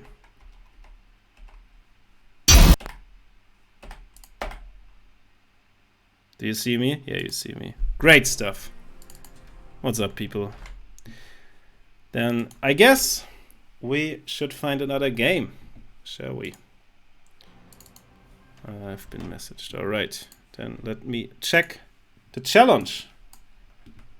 On what games do we have open? We should be in semi-final territory. Alright.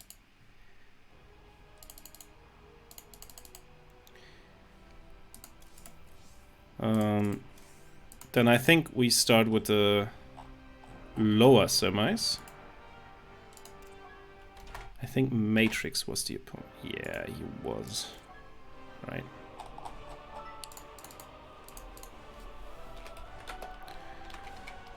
Alright, people. I'm gonna give myself a little bit of a break because it's hard to talk. So I'm just gonna mute myself and I'm just gonna remove my cam, but I'm here anyways. I have the players in the party already, and I think we're gonna have a game in just a minute. So I'll be right back. See you.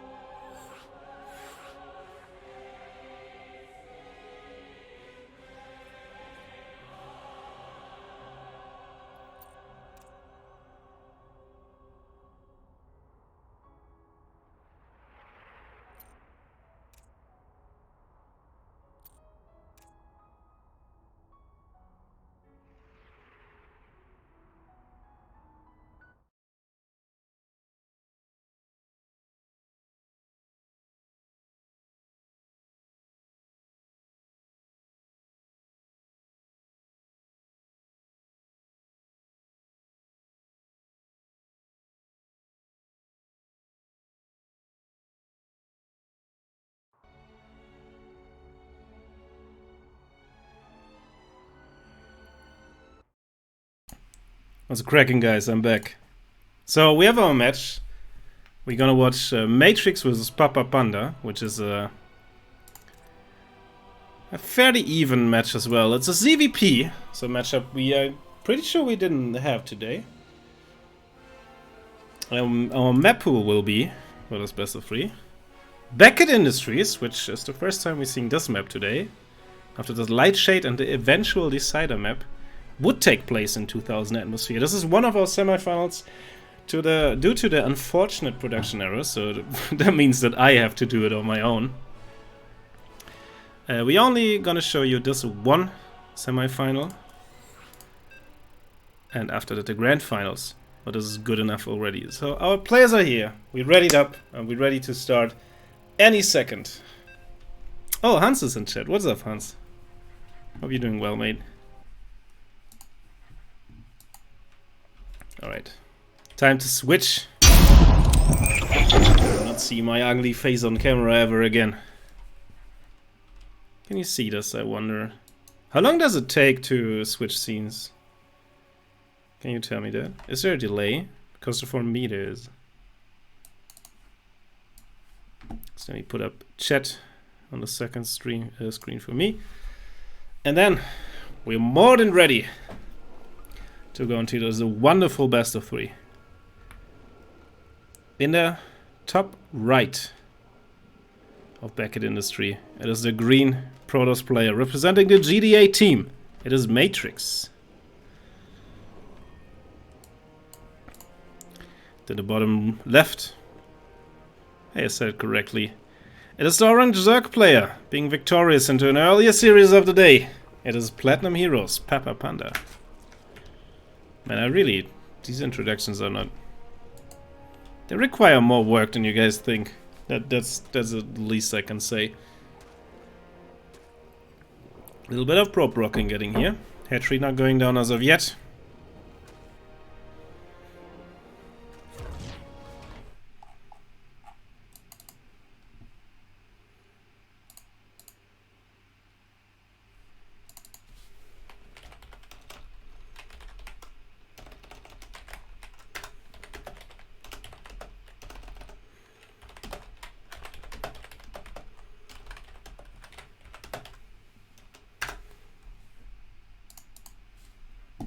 Alright.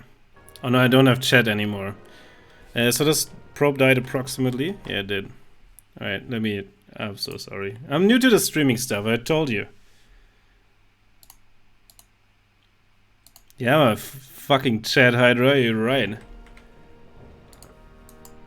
Couple links as a response going to the other side of the map. There's no wall as of yet, and the Zealot is yet to be come out. Link's getting an initial probe. And man, there's a lot of pull, so this pylon most likely not going to go down. And these Zerglings don't do as much damage as Papa Panda would have hoped, I'm pretty sure. Tries to pick up some low HP probes. Let's see if he's able to manage that. 2 Zerglings survived in the main base actually, so there's gonna be some annoying stuff here for sure. Zealot chasing up a single Zergling here, but right, 3 probes all in all going down. Puts Papa Panda still at a deficit. And he goes third base off of 12 drones, ladies and gentlemen. Amazing stuff. Adept going to the other side of the map. There's a queen out here who will make her way to the low ground and deal with this Adept most likely. And I've been chilling for the moment.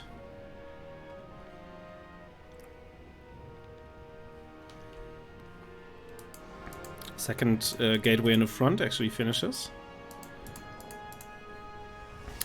Pylon will finish in the main base, and pretty sure we're gonna have a tech choice any second. Adept shades in the main base, no defenses here. First drone dies, and man, pulling the drones on an Adept, that's not what you want. I'll tell you that. No, gets it 4 drones, 5 drones die for that even. Man. This sucks, not gonna lie. Stargate.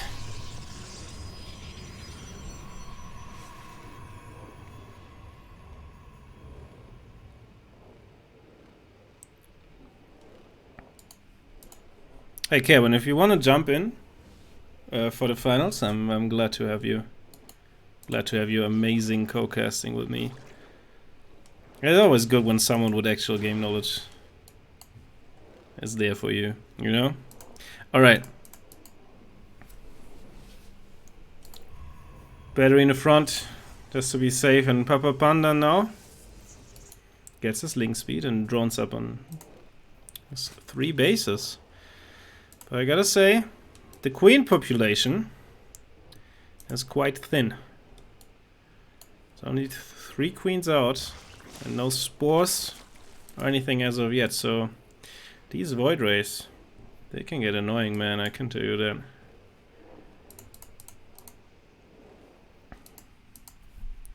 Adapt's still running around, trying to get some in for a little bit of initial damage.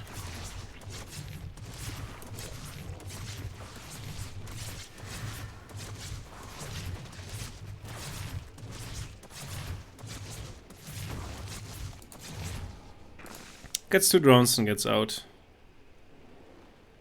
Link speed now finishing up, and this void ray, I think it chased this overload but didn't really do anything with it. Alright, second void ray is out any second, and while I think there 60 drones, by the way, while I think there really was potential to be aggressive with these, like there still is, there's only 3 queens still.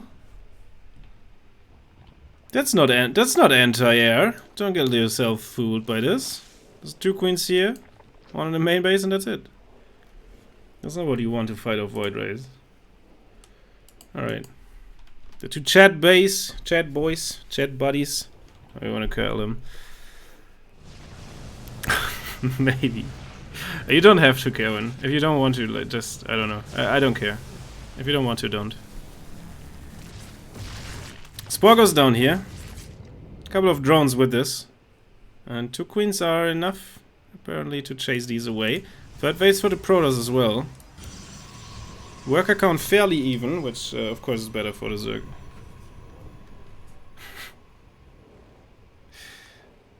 I don't know, man. I can solo cast this. Kratos, don't worry about it. Void Ray is gonna fly in a spore and back the fuck out.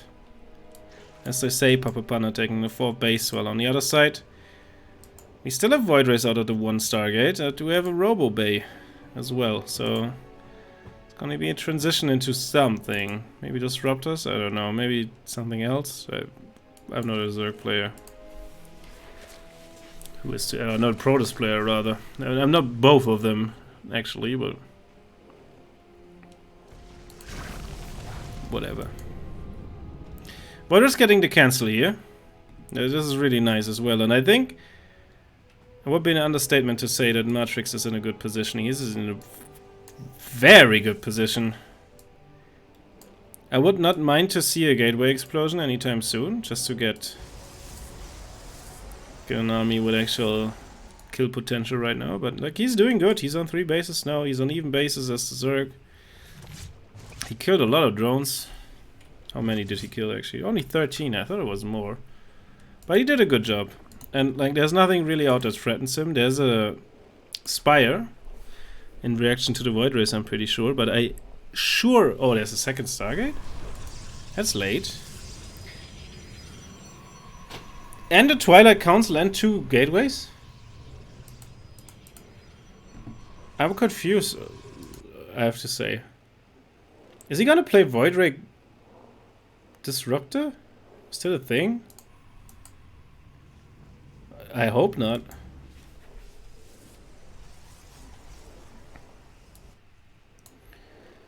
By the way, where's the single spore? It's still here, right? It's hidden under this. Like, I really like this.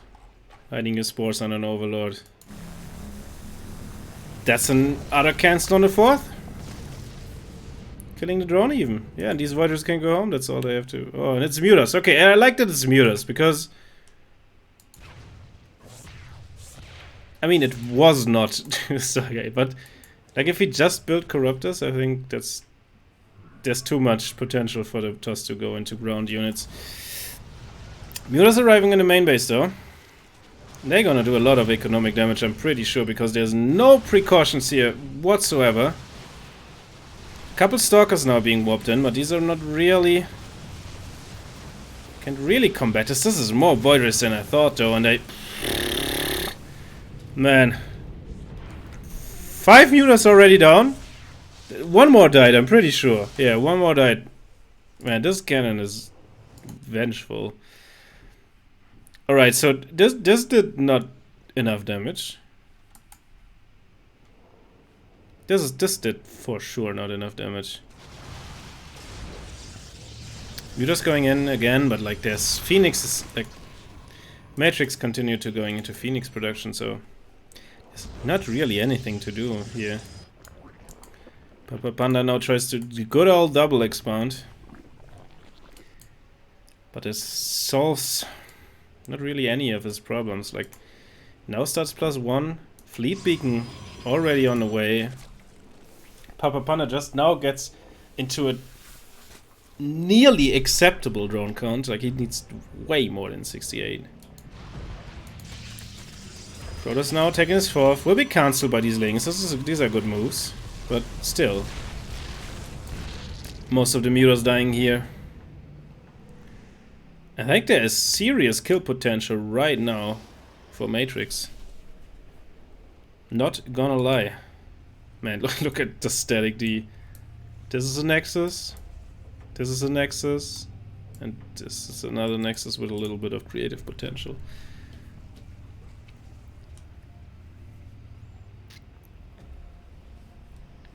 Alright. Vault base now going down for Matrix. Papa Panda finally could bring some drones here and have a 4th base finally. Oh, he's going Mass Spore already. Flux Wane's coming up. As of +1 armor, I guess it is. Is it even? Like, I guess it's shield is for every unit, so this has to be armor. Right, +1 armor for the flying units. More gateways. Templar Archive in charge. Shield as well. Alright, this +1 shield. Alright, I'm just stupid. So... where are we at here, actually? This is a weird army. 4 Zealots, 2 Disruptors, 3 Disruptors, 3 Phoenix, a couple of Void Rays. I don't know, man. This first Disruptor shot hits 4 Queens. Instant transfuses are there. The energy count is really high on this. The Disruptor shot hits the Queens without one dying. The armies look so weird. Like, what is this? And what is this? I want to play Shade on our players. It's like a weird game that brought us here, but the army composition is so weird. 2 carriers out and 3 lurkers, man. That's not gonna help in making anything of this less weird. Man, I'm really interested in what this is. So Papa Panda now on 5 bases and Matrix on 4, but it hardly matters because the worker counts are so even still. Roach run by. Gonna run straight into Void Race. That's not what you want. And Papa Panda sees it and... oh yeah. Fixes that. Moves around a little bit. This has to be a Void Race. But moving around also allowed Matrix to just pop up into this 5th base, and I think it's just that. Not gonna lie, I think it's just that. First carriers are out, more in production. +2 air weapons is also in production, which is a really huge upgrade. Papa Panda tries to go, I guess, for someone you can call a base trade, but not really, because one base is dead. And this one will not die, I'm pretty sure.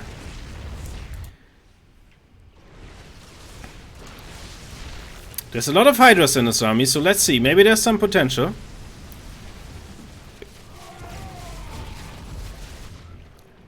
Two... what are these things called?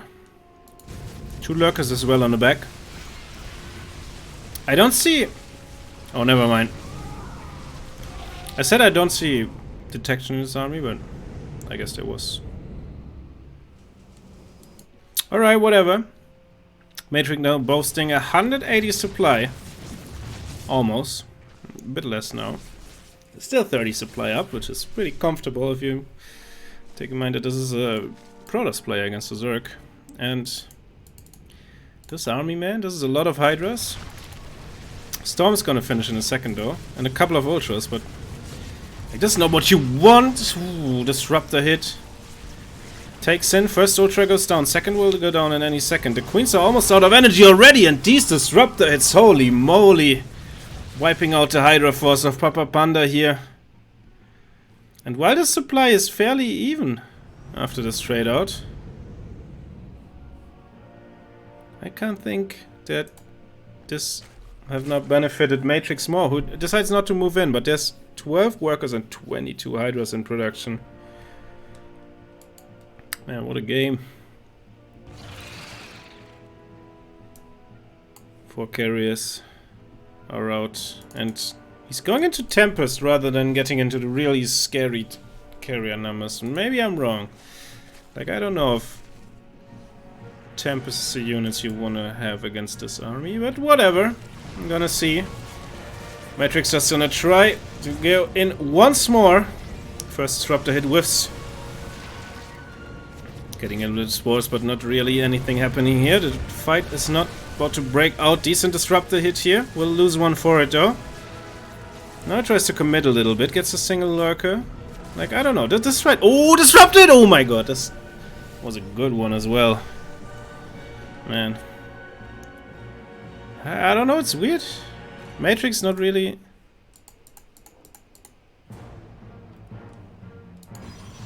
Not really committing to these fights, although it looks like he can win them. But I guess better safe than sorry. Well, we now have the full spellcaster force of the Zerg in production. 2 Vipers and 2 Infestors. Man, I don't know. Only the melee upgrades are really good for the Zerg. And no ranged upgrades for all these Hydras and Lurkers or Queens. Only one single armor upgrade and +2 shields and +3 air weapons will finish in a second. And when that finishes, there will be 2 more carriers. And I think the Golden Armada is ready to strike. And it does not like losing. Pushes in here, just gets the initial with chipping away the static D. Winds of Papa Panda are now in production. Man, Yoink's Void Rain doesn't even get it. This is not worth it. A lot of Interceptors getting killed for free though. And I'm getting a little bit concerned by the lack of splash damage now. There's 4 High Templars with almost full energy here. Wait, didn't we see a single star? Whatever! I can micro as well. Who can micro in chat that throws the first stone or whatever it's called? Oh, these Hydras are just about to... Getting a free carrier though. Doesn't happen though, because the Interceptors will list it. But this is like... These carriers are low on Interceptors and... First Storm completely miffs. Nice abducts here. But only gets 1 single carrier. Most of the Hydra count is untouched. A big Storm into the Hydras. Ooh, the Phoenix is starting to lift off single units now as well. And I think... a little bit more of Storms left. Yeah, only the air units are able to win this fight once and for all. And while there are 16 Hydras in production, I feel like it's hard to get the critical amount of Hydras together now to fight this.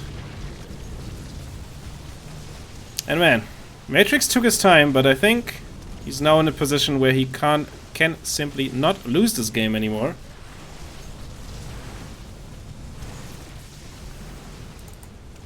There's still a lot of Storms here. There's still Disruptors with his army, so even... Well, Papa Panda doesn't give up. He just expands in the other direction, but...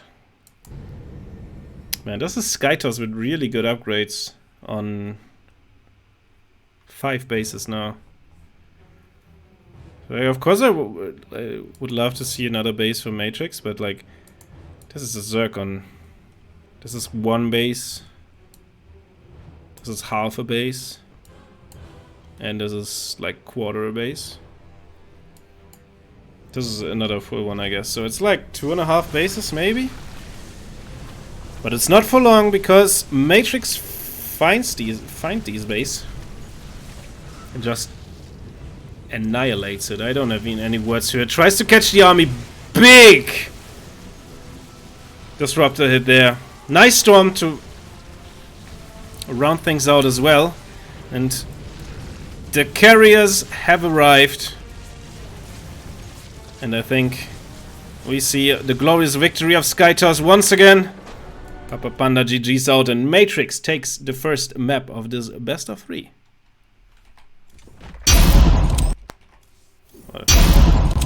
Confused. Light Shade is the second map. Can't you see me? I hope you see me now. Oh god, I went into replays. It's gonna take it a little bit. We fix it, yeah. Custom, melee, light shade, game hard. Alright.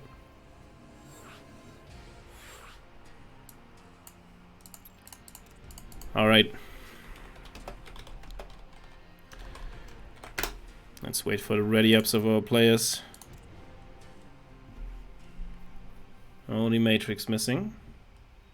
Oh, he should go in any second, I'm pretty sure.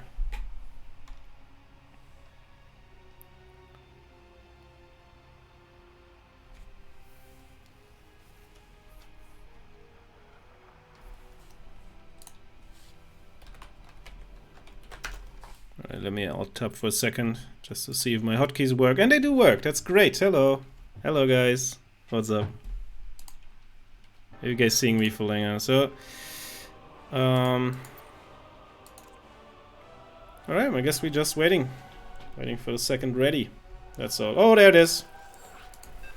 Start game. Wonderful. So we 10 seconds away, and the loading screen, of course, for being on our second map of this best of 3.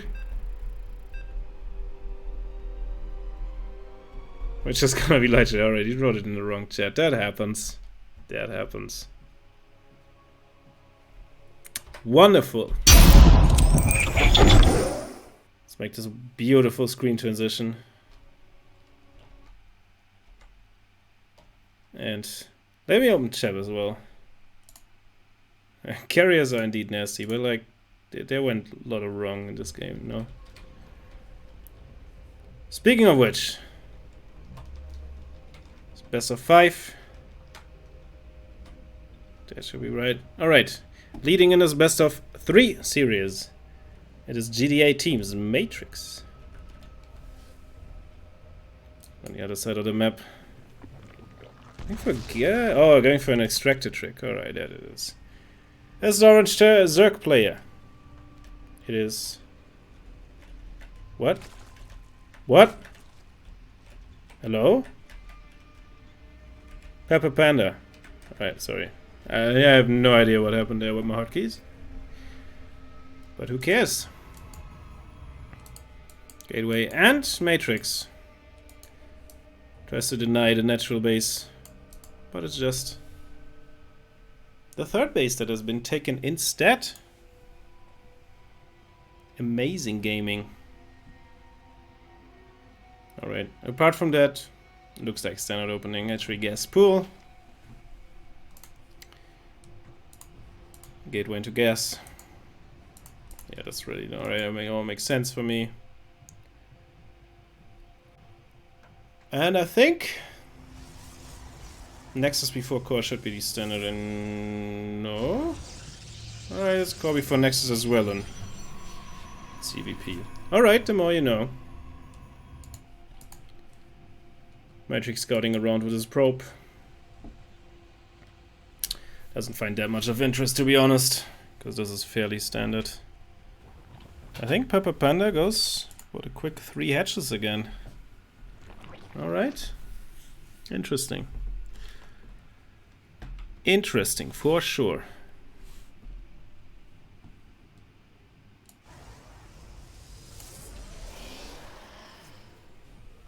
Interesting, for sure. Links in production, only 2 instead of the usual 4, but I guess that's the repercussions of a quick third base. That's gonna be chrono boosted out on the other side of the map. And another adept, which I always heard. I think adept into adept is a great is a sign of Stargate, is it not? There it is. Alright. Well. No, I couldn't even show off with my knowledge, because it was already there. That's a shame. Adept catches a Ling. And then we'll regroup with the other Adept, I'm pretty sure. And move around the map or just stay a little bit of home. To be safe for any eventual circling harassments. But this does not happen. Queens are out, one on each base, another one is gonna be birthed as well.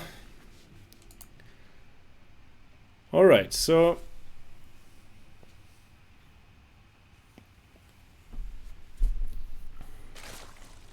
what way is this gonna go? A second gateway, and we have Void Race in production. So this most likely is just gonna be some standard Void Race shenanigans. And Papa Panda sees if he can do something with a couple of links. A pack of links, as they say. Looking for a third base to cancel. Unfortunately, there's nothing there at the usual positions for that. And Papa Panda going for a +1 melee attack, which honestly makes me think that we're gonna see one of the popular anti-Stargate all-ins. So some Must Queen shenanigans, maybe a German taxi, just standard Queen Walk, Roach all-in, something like that. But these Adepts continue to be annoying, getting 8 drones already, man, 9 and the 10th, whoa, just denied the 10th. Alright, so we have a lair coming up, additional drones +1. And we've lost way too many drones on the side of Pepper Panda. Ooh, and actually, going up to 4 gate, Twilight Forge, so not as heavy on the air units this game. At least not in the mid game, I'm pretty sure. Papa Panda tries to do something here, gets greeted by a Void Ray. And Matrix staying on 2 bases still. I don't know if this is just a super late 3rd base build, or if he's up to something. Let's see if he adds additional gateways or something along those lines. Void Rays now moving to the other side of the map, trying to be as annoying as they can.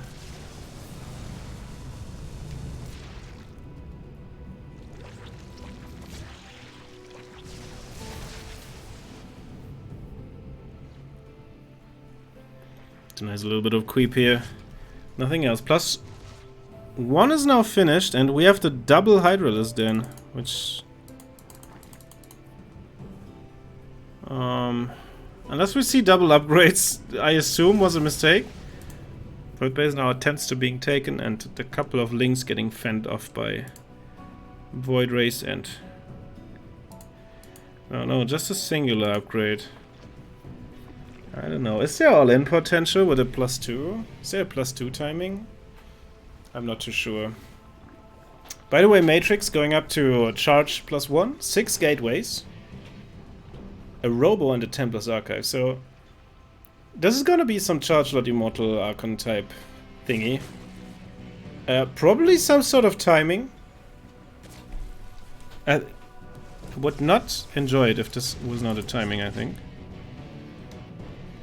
Void Rays continue to be annoying on the other side of the map. But these queens are able to chase it away at the end of the day. And Papa Panda not droning anymore, which makes me think that indeed gonna have some... This could be like the Lurker Hydra Queen all-in that Reina did in Katowice, right? 5 overlords at a time are always a heavy indicator of something. All-in-y going up, yeah, Banelingness as well. Yeah, Papa Panda's gonna play timing here, I'm pretty sure. Void Rays are now here though. 5 apiece, and initial Hydras getting a queen, which could be really huge, considering that these queens are gonna be used in. There's a lot of Hydras. Yeah, this is gonna be an all-in. Damn it.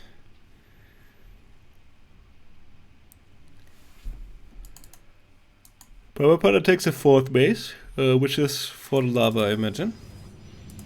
Man, there's a lot of Archons already here. And I think...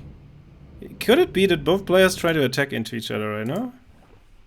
Because I'm not that sure who that favors in that case. I would love to see... Oh, Baneling's gonna morph here.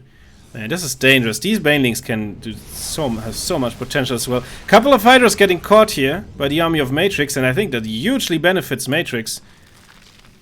Because Papa Panda needs his Hydra count.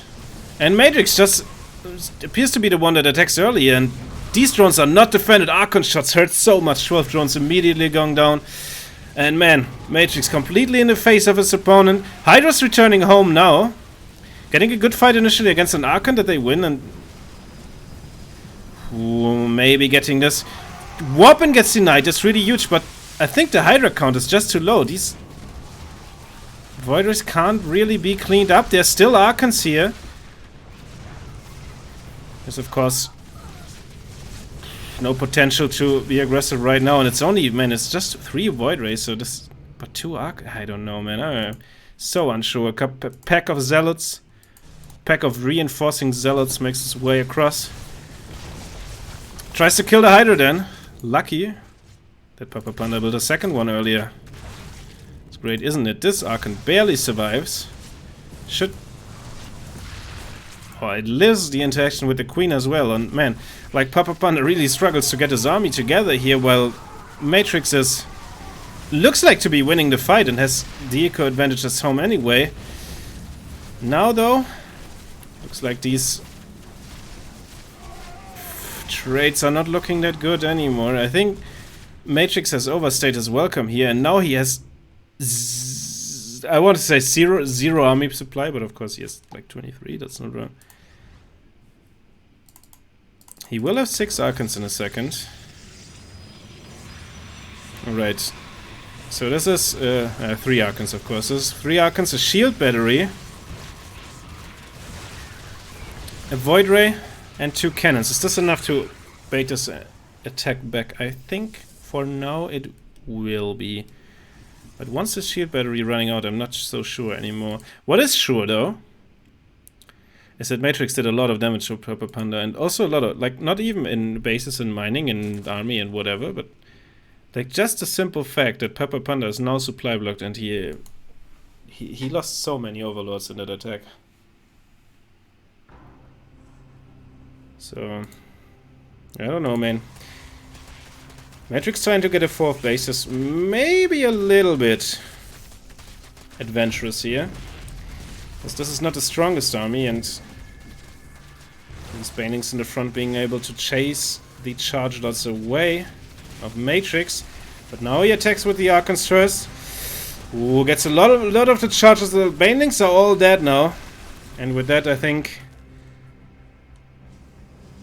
there was the only timing that I think Papa Panda had to take something this game, and I like the commitment to full air toss now. Fleet beacon already finished, so the carrier transition already underway is what I'm trying to say, but with these units attacking in here, Matrix just takes it 2-0 and will be our first finalist of the day.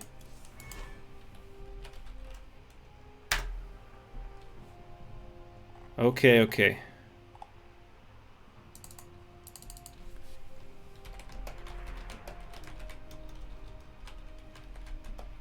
So let me find out if the other semi is still going or not. I can just look at the challenge, I guess. Oh, Blade already won, so we have a final on our hands. Just a second. Alright. So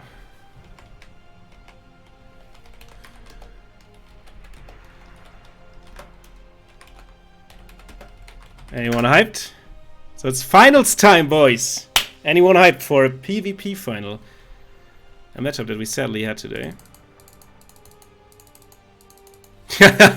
Please.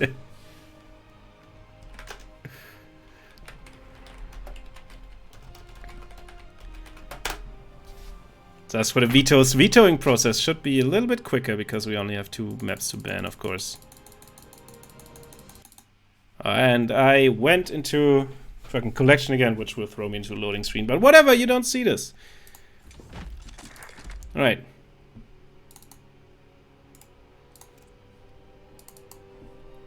Beckett and Jagannatha will be banned. Alright. So, map order.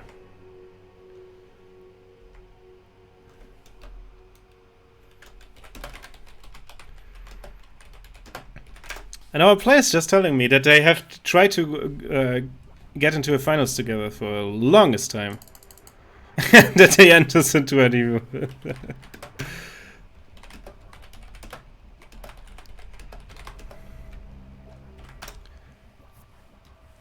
Alright. I can hype you up that Blackburn will be your first map. Oh, that's a weird one to start it off. I heard that's a good cannon rush map, but that's just on the side. Alright. First map Blackburn. Second map will be Oxide. Alright.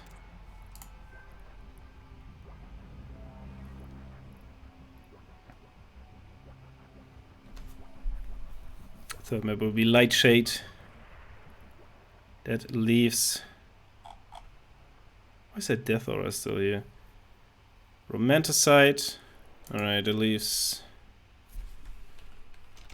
That leaves 2000. Worst map is Blackburn. And we are so ready, ladies and gentlemen, to start into this final.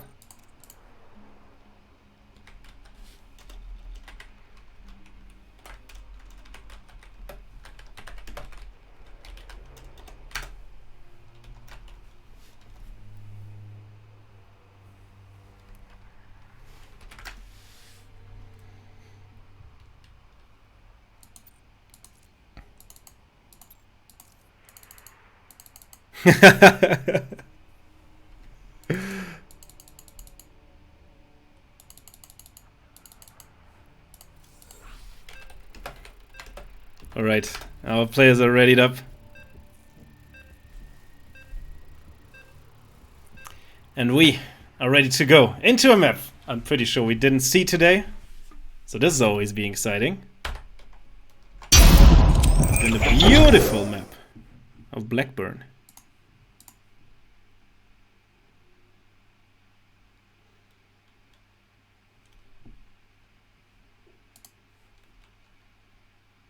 And we're in it, ladies and gentlemen, in the bottom right of Blackburn. In the finals of the CSO Contender number 2. It is the Blue Protoss player, Berserker Esports Blade.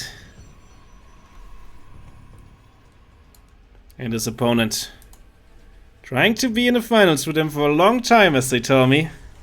It is GDA Team's Matrix. Alright.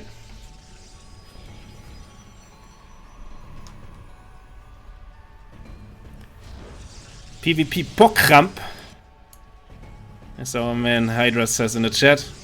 Man, I could have actually could have needed you for that one. I'm not gonna lie. Alright. Props going out for both players. I'm gonna say we saw PvP from Blade today, and he played 1 gate Stalker all in, like 1 proxy gate, 3 gate Stalker, I guess is the correct way to say it. He played that a lot. And Blade's probe decides to be annoying, so there's gonna be a Cybercore before 2nd gate. Man, this is the most annoying probe in the world, Jesus Christ. So Cybercore is a lot later from Blade. So I'm not even sure if this was worth it, to be honest, but we don't know that. By the way, second pylon for both players at home. For Matrix, it is one on the low ground.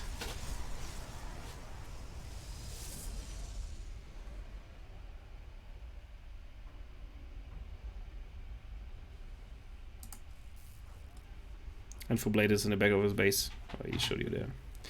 Alright. Alright. That's the phrase you're gonna hear from me the most, I guess, today. Because thinking of ways to... Oh, hello, Mr. Blade chrono boosting his gate, his warp gate again. This is gonna be something aggressive. So he's looking around.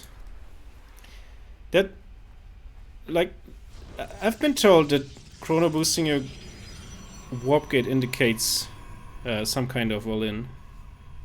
Especially like the early ones, but Blade posturing up to take a natural apparently here, and he has no proxy pylon anywhere for a gateway, so this is more like light pressure, I guess. I'm not too sure. What I see though is only 2 stalkers going around here, and on the other side we're seeing adepts. That's forcing these stalkers back actually, but I guess catching these adepts is really nice for the stalkers because he should cancel now. He doesn't. Interestingly enough. So these adepts just roam around the map because this was literally 3 HP. So it's better though. Both players expanding though. So no attacks as of yet. 2 shield batteries been forced at home though, and just a single one for Blade. So this is most certainly a positive. Adepts getting shut down. We'll get scouting information though. But did die in the end. Oh, and the Stalker was chrono to the other side of the map. Matrix! Looking a little bit nervous here. Well, Blade takes all of the initial first fights. And Blade, Robo, Forge. On the other side, Twilight Forge. So potential for DT or just for the most standard tiers of the standard games you can imagine. 2 shield batteries at home. 2 stalkers and 2 sentries is enough though to not get broken in this early phase of a PvP. So this game will continue for a little bit. Immortal production starting out of the Robo and +1 getting chrono boosted by Blade. Just see in a second what Matrix intends to do with his tech buildings. It is gonna be Blink and +1. So we're heading into similar directions, I'm pretty sure, but in different paths that our players choose to go there. So we will eventually play the beautiful minigame of Disrupted Tennis in this map, I'm pretty sure. So I think... I don't know. Having Immortals is really nice against Stalkers, but having Blink is much more valuable, I think. I feel like.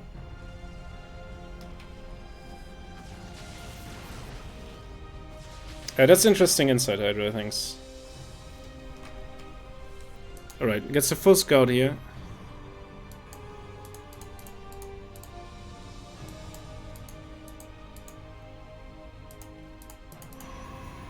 And both players going for Blink now. So the Blink will be a lot earlier, the +1 is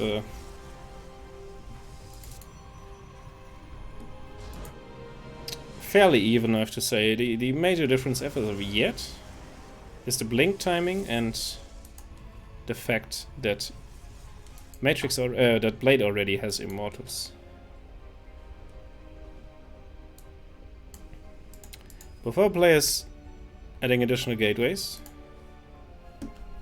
Blade getting 2 and Matrix getting a single one and a Robo. So as I said, this will be conjure, you can say, to a fairly even point. But I think that Matrix will put the initial aggression with this. Because he has this rally point that we're following all the way. Just straight into the main base. And he moves out, which could be just posturing to secure himself a third base. which is already on the way for Blade. Could also mean some aggression on the back of this, and indeed, will be a mixture. Both players are moving out actually, and Blade leaving quite a bit in the supply right now. Oh, we're gonna see elevator gangs as well, because I mean, these doggers can just blink, but we're seeing these sentries elevated, and they can force field off this ramp real good. Oh no, it's the first PvP in the finals, and it's gonna be a base trade. Nobody can get in here. Third base getting cancelled for Blade, who I guess can return home with this. This should be good enough. All of the production gets depowered on the other side of the map though. Main Nexus is under charge. Recall goes right in front of it. First Immortal immediately though. Second follows quite as well for Blade. And man, I think the Stalker count just so much in Matrix's favor right now. Also, he can warp in and Blade can't, because all of Blade's production facilities are unpowered. And this is enough for Matrix, who hits a sweet timing with this attack.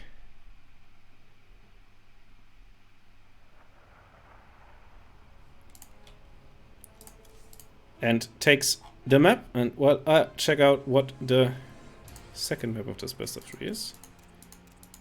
It's gonna be Oxide.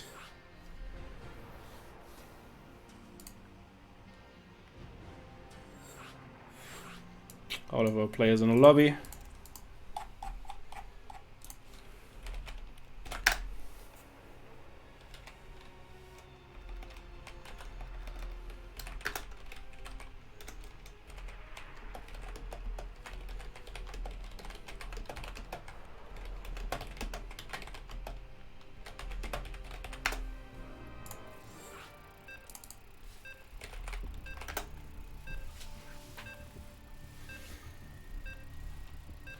Alright, second map ready to start. I didn't even bother to show my face this time, did I?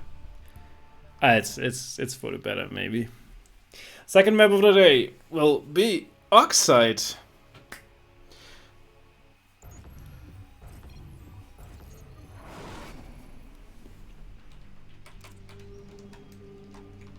Oh, I didn't even fix all of that, right? So this should be... Yeah, boy. Alright. And I am on a player's perspective of the game, which I don't want to do. Map 2, Oxide. Grand Finals of the CSO Contender number 2. Bottom left, Blade.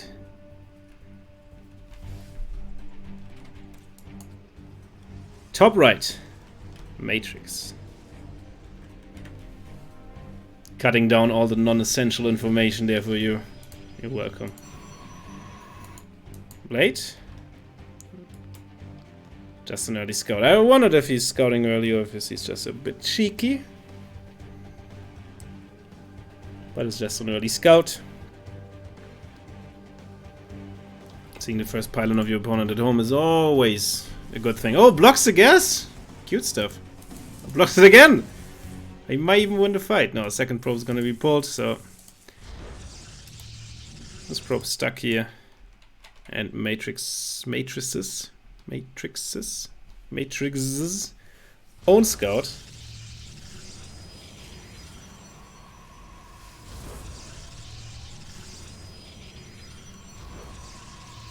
Arrives on the other side of the map, both players.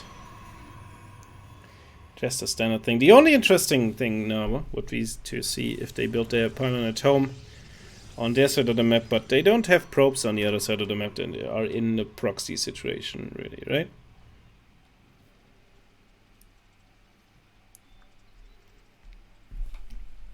This one is in the Bane base, and this one as well. So they're getting excellent scouting opportunities, but they can't really proxy as well, which, if none of the player opts to do, this is really fine, I guess. Blade tries to kill this pylon with the probe. Most likely not gonna happen. Alright, but Blade... Second probe made it around. Just looking around for a couple probes. He will find the other probe, funnily enough. And this maybe caused Matrix to think that he's gonna be proxied himself. Oh my god, a cheeky bastard. Shows the probe on the way home. gets the pylon down. He also went 2 adepts. This is of course going to be scouted by, or was scouted by the pylon here. And man, this is there's so much close to this. I can't believe it. Stargate. All right, proxy Stargate. Interestingly enough, this is probably gonna be Oracle, but the Stalker sees it. Uh-oh! This is not what you want, Matrix. Cancels this immediately. Leaves a little bit of time, but he has 2 adepts in the main base, and they going to get to work now. Holy moly! 3 adepts, 3 probes already down.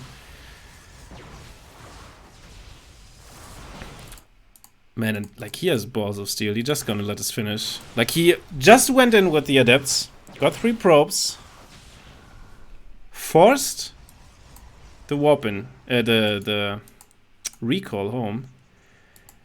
Man, and now he just goes proxy Void Ray to have a chance to fight this. Oh man, I really like this. I really like these Stalkers as well. Oh, warp in. Can it get cancelled in time? Stalker goes. Zealot gets down. Stalker will go down as well. Void Ray pops though. And 1 Void Ray and 2 Stalkers should be able to win this fight, no? With prismatic alignment. Oh, 1 Stalker goes down. Like, good micro by Blade here. We'll lose another Stalker though, but it's still 4 here. And without prismatic alignment, I think the Stalkers should be able to win this. Oh, but Matrix does a really good job of baiting another Stalker out here. All in the while, Blade got us +1 started on the back of this. And Matrix just now starts the Nexus. Starts the Forge and the Twilight. So I see potential for a +1 attack here. To be completely honest with you, we're still only on 2 gates. And we have an Immortal in production, so I'm pretty sure that Blade's gonna try to do something with this early +1. Surely! Surely he would try to do something, right? It just seems like a logical thing to do, but I have all the information, so it's like easy talk from me, right? Matrix at home. Goes for +1 now, himself. And this Twilight Council is unpowered. This is a tragedy. Did he wall himself in and then build it just out of pilot range? Oh man, that's so sad. Gets blinked now, chrono boosted as well. Blade, of course, without his own Twilight Council, just builds it now. So, man, we could we could actually, with all these shenanigans that we had in the early mid game, we could end up in quite a similar situation to last game, with just the tech choices a little bit like inverted in the same time, I guess. In the same way that they were on Blackburn, like the earlier Robo for Blade and the later Twilight and the latest later Blink. The only difference is that Blade already has +1 while Matrix is just getting it, but I don't see a timing window to capitalize on that still. So I'm not too sure, man. He has a huge advantage now on the +2 though, which is pretty good. And he's getting Blink as well, he's getting additional gateways while Matrix only staying on 3 gates and getting a Robo up. I would love to see some +2 all in now from Blade, because I think this, like, Blade was ahead after the, like, this was overall better for him.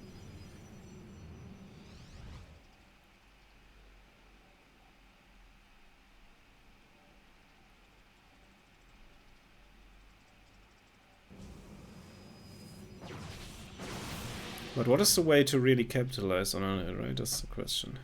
And I think a +2 timing might be the way. Blade now moves out though. Tries to do something here.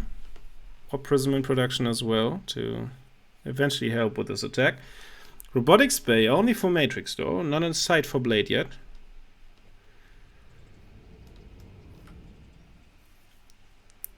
Well, this army arrives here and That's a lot of probes to just get a Nexus. Phoenix here to provide vision. Blink's not yet finished, so these force fields will stall this army for a little bit. War Prism moves now out. And these drones, probes will be found by Matrix. Oh, wait. So, this is correct. There's still a Void Ray from the beginning of the game, so I'm not too sure what Blade can do before +2, honestly. But like he has such a big supply lead that surely he can do something, right? Alright, Blade now blinking into the main base. And he has a sentry in this sentry. Yeah, he has 2 sentries actually. So first force field getting down. I mean, the other stalkers have blink as well. First disruptor gets killed without him doing anything, and second one as well, just in time before the connection hits, and a lot of gate production is already unpowered as well. And I think like there's no way. +2 is finished for Blade, and it isn't for Matrix, and there's no way he's winning this fight. Blade takes the 7 map, ties us up 1-1.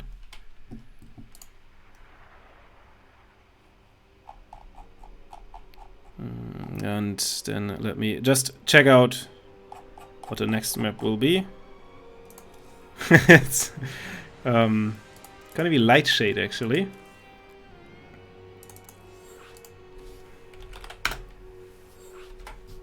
Hello, it's me again. What's up?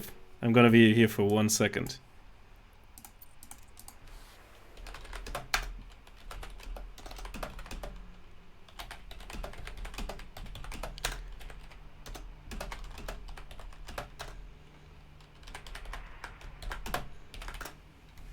All right.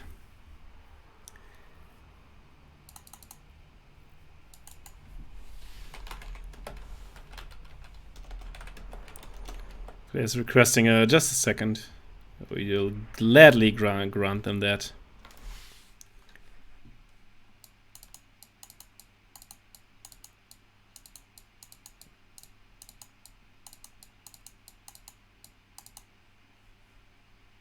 Yeah, if you hear me, Hydra, good luck in your tourney. Nice for you to tuning in. Hope to see you around.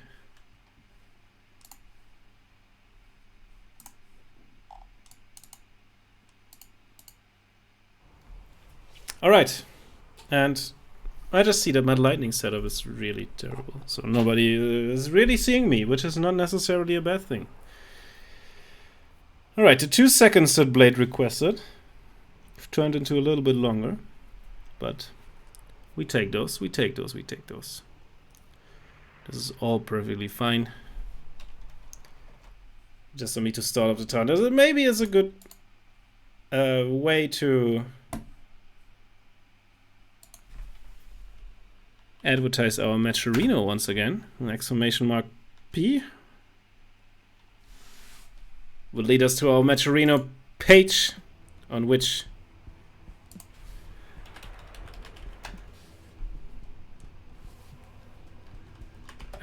you can add by entering the code CSO CC2.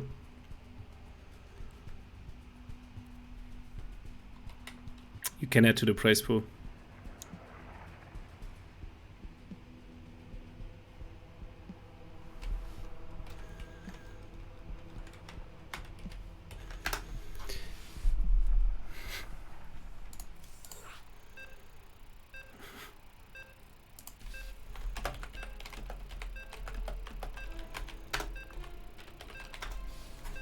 Alright, players have returned, and we are ready to jump into Light Shade.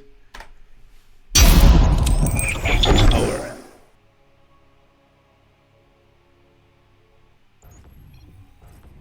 third map of the day. Alright, this is a best of 5, and the score is 1-1. And spawning. And the bottom right of Light Shade. And it's the blue Protoss player representing the Berserkers. Is Blade.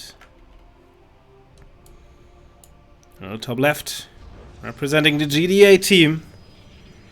Lost the last game. Can he bring it back? It is Matrix.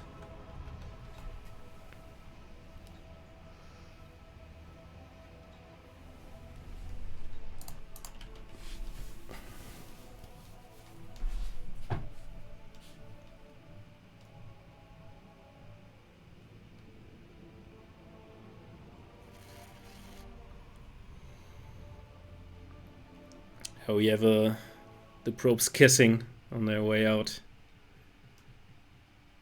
Well, not that much exciting is happening. I'm not gonna lie to you. This is okay. Not more than it.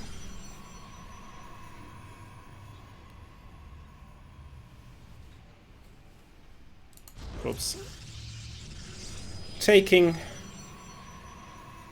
their way through each opponent's main base. Oh, gas steal, what the fuck? That is a thing in PvP, I was not aware of that. Alright, I guess it makes sense. Matrix stole the gas. Yeah, well, frick. Got him! That's how they call it, I believe. Blade, woo.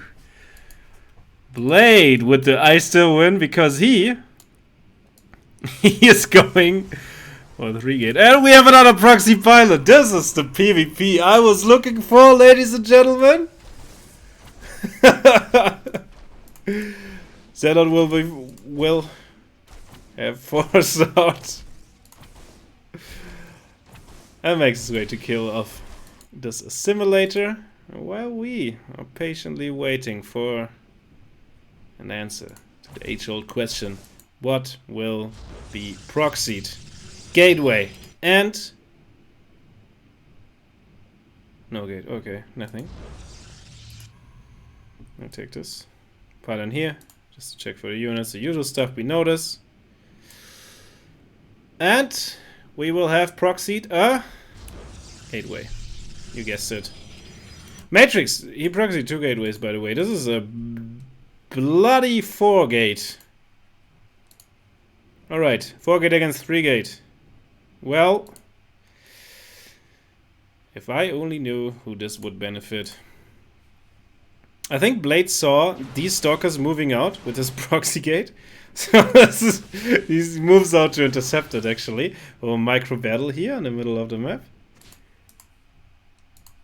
While Matrix waits for the stalker to pop and warp gate to finish. Oh, and he lures him home. Yeah, he lures him back. Man, Blade, you should not be on your way. Oh man, they avoiding each other. This is the shit I want to see. Let's go, boys. Oh, 2 stalkers from Blade gonna be catched by Matrix.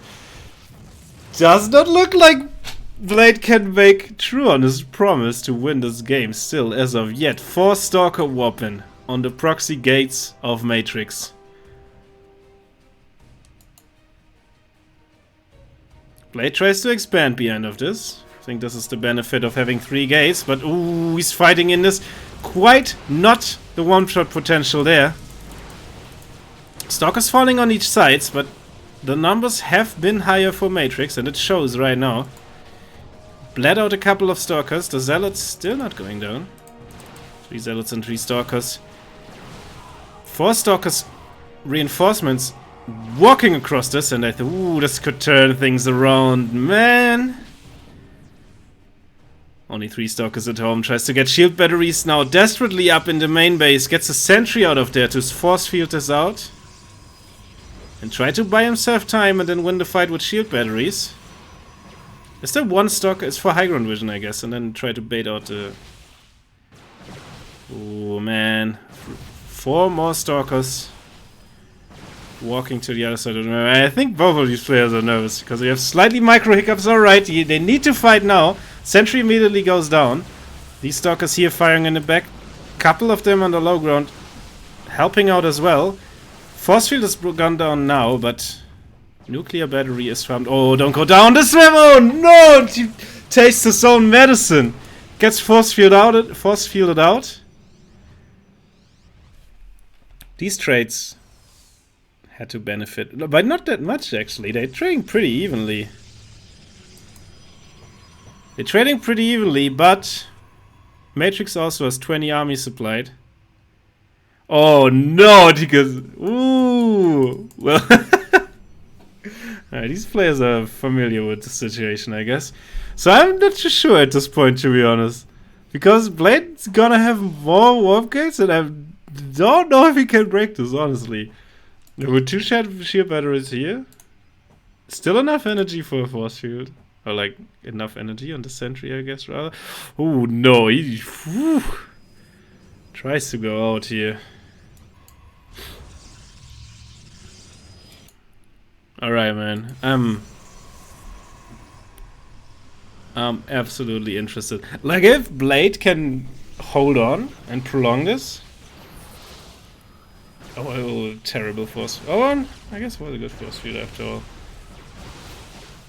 Man, now it's even production, so this, I don't know. It really comes down to who micros better and macros better behind it. Of course, because Matrix, natural on the way. If he can keep this contain going. Ooh, but Blade gifting a little bit here of units here, and Matrix with the pylon on the low ground. I imagine this is for warping in, first of all, and I expect shield batteries down here, like any second. Just to negate the advantage that his opponent has, right? Shield battery and robo, so this is gonna be awesome. No other way to say it. A nice force field cutting off these units. Good force fields giving Blade a unit here, but man, these four, like, getting baited 2 times in a row. And Matrix takes Light Shade and puts himself on serious point with that. What's up, guys? Let me quickly find out which map are we gonna play in. And I have to scroll up so much for this, actually. Romanticide. Alright. Romanticide with an eventual chance.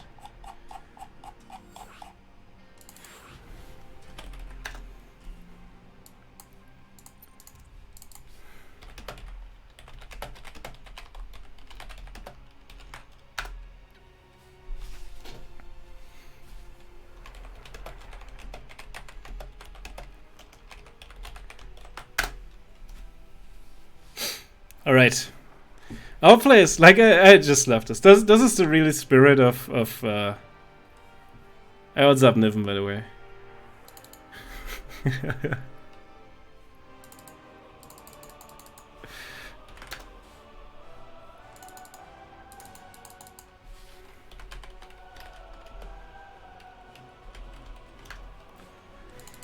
Martix. Alright, all our players are ready. What I was trying to say, this is the special spirit of these kinds of tournaments. It's just people having a good time, and like in this case, people knowing each other. I competed in the Diamond, what's it called? Tournament circuit, if you want to call it as well, and like you get used to seeing the same people rather quickly. So these guys knowing each other and these guys just having a fun, making fun of it is just, that's the stuff we want to see, right? All right. We're going into a potential last map of this best of 3, best of 5. Man, Jesus, I can talk. In the top left of Romanticide, it is the blue Protoss player representing Berserker, it is Blade. And in the bottom right of the same map, it is his opponent, the green Protoss player representing GDA team. It is Matrix.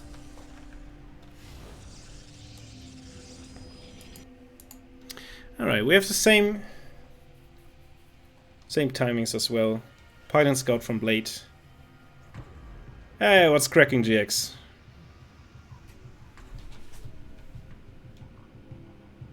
What did I say? Whatever. Pylon Scout, Gateway Scout, who cares? Who cares? It's not that much of a difference. Especially on this level. So... no.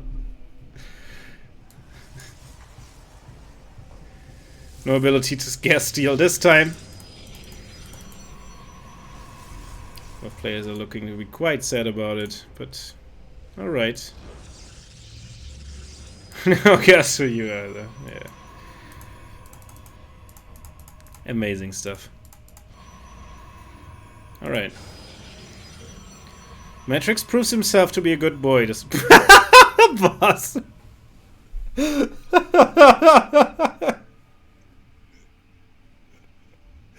Both players proven themselves to be good boys though, and no bastards.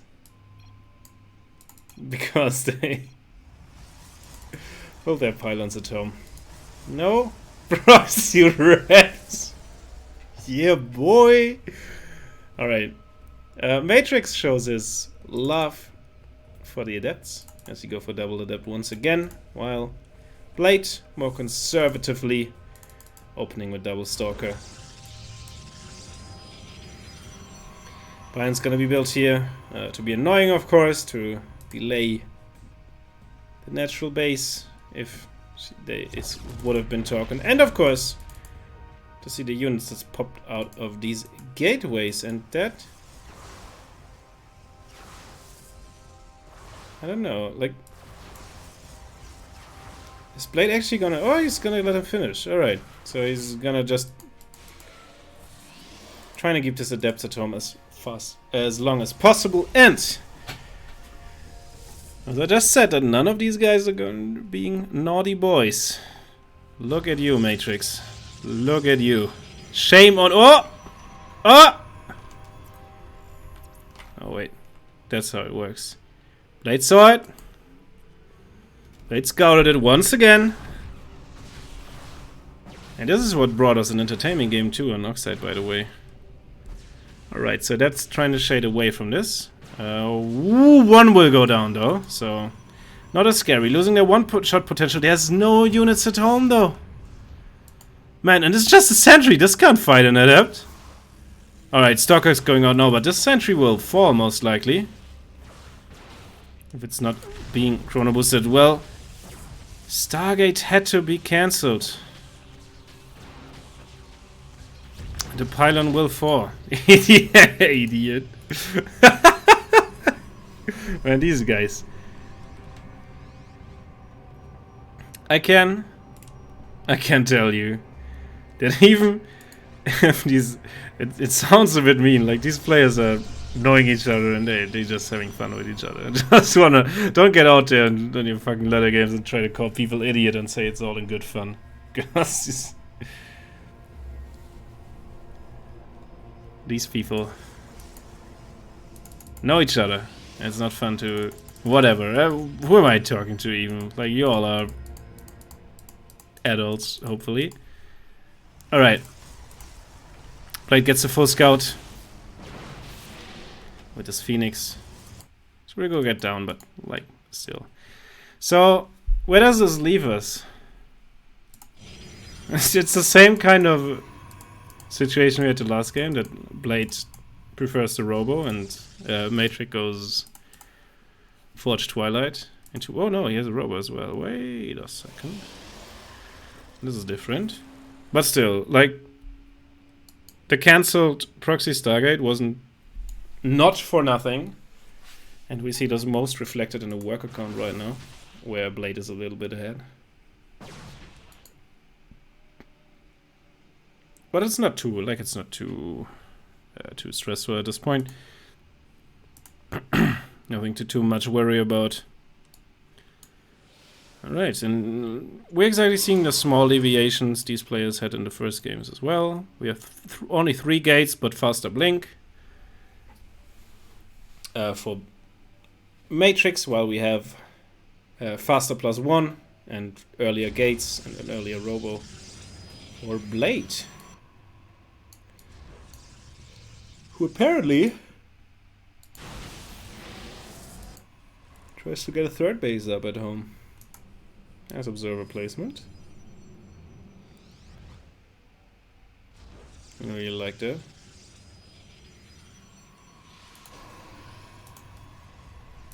At home and more shield batteries. So Blade is thinking. Both players are getting sheep batteries, actually. I don't know, man. Like, I think they just know each other, because I'm not too sure why they would think that they're under immediate threat. But we see those Blade. +2 on the way already. Well, +1 isn't even finished, but Matrix has already disruptors in production.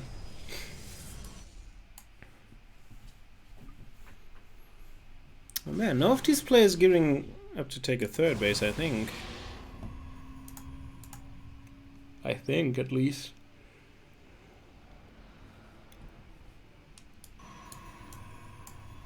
Alright, so I think that Blade's army is stronger at the moment. Not only because of the eventual +2, but also because he has Immortals. And Matrix effectively skipped Immortals and just went to the Disruptors. But these Disruptors are already, always, no. What is the word? Sneaky observer. I saw it. These Disruptors are able to completely negate the upgrade advantage, which is not even here yet. Because Disruptor doesn't care about upgrades. Sneaky ball. Let's go, boys. I just love seeing them fun. Oh, this Disruptor's trapped though! And will be focused down, but the amount of Stalkers is just way more higher for Matrix. And while these Immortals pack a serious punch, if the force fields are on point, then the Stalker army has a huge potential. You blink on both sides. I think Blade just waits for +2 now and then tries to finish. By the way, this Nexus finishing up. Gets only a single sentry, this Disruptor shot. While the third base for Blade is already starting. Is just starting now. So Blade really has to do some damage here. Some kind of damage. It's appreciated. And goes for the Nexus. Or commits on it, he will get it. Man, this is huge. Kill on this Nexus is really huge. Matrix trying to force man loses another Disruptor in the fight. Stalker army of him trades well though, despite having up to disadvantage, and I'm not a huge fan of this recall. Like, of course he saves a couple units, but like, I don't know, this is not what you want. And you also, like, you force Matrix to be aggressive now, because he just lost his third base. He's still up in workers. He's getting his third, it's not that much behind, but still, like, Matrix gotta feel like he has to do something right now, and only one Immortal survived that, so we are dealing an almost even army, like we're dealing an even army. And there's the sneaky ball, my man. I see it, you don't. Yeah, you gotta love the trash talk. There's the sneaky ball. Blink is there though. And speaking of sneaky, DT Shrine on the way. +2 as well, and Matrix decides to, well, if I can't do damage, I'm just gonna double expand and win that way. Disruptor trailing a little bit behind the army, but nothing in hot pursuit, so it's not that worse, actually. Disruptor production now started as well for Blade, who is on his way to +3 already and getting his own Disruptors. Getting a second Robo as well to go to these really ugly Disruptor numbers, while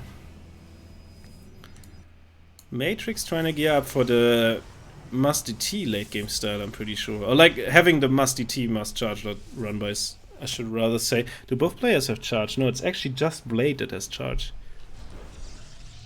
That's really interesting.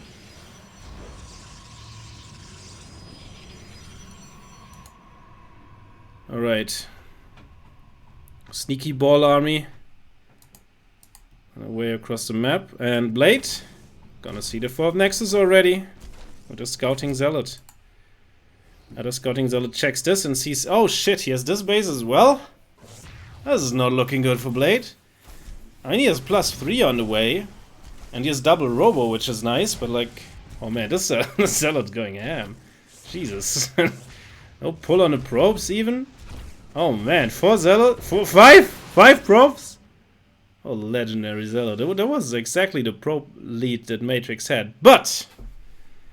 Oh, this army is split. This is not good. He has 4 Nexi, so his pro production is also better. And DTs on the other side of the map. Don't even must DTs. Just a couple sneaky invisible man. The transparent Templar. Oh, and I thought this was... there's a ball. I think he hit a ball as well. Looking at the army supplies as well. It's like he distracted with the Dark Templars. And me as well. And oof! There's another ball. Man, these DTs are still here. Man, this is still killing close. 15 and counting, and there's 1 in the main base as well. Matrix uses this to push out with the army. And I think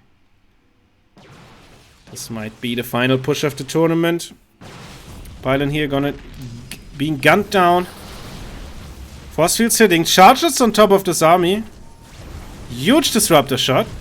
Another one, hot pursuit. Oh, damn it! That's not what you want to do. All right, so now we have an excellent game of disruptor tennis. Nothing happening. Oh, there's still a DT in the main base. Man, Blade is dead. And he ducks it well. We don't even see the final fight of the match. We just see Matrix taking the victory.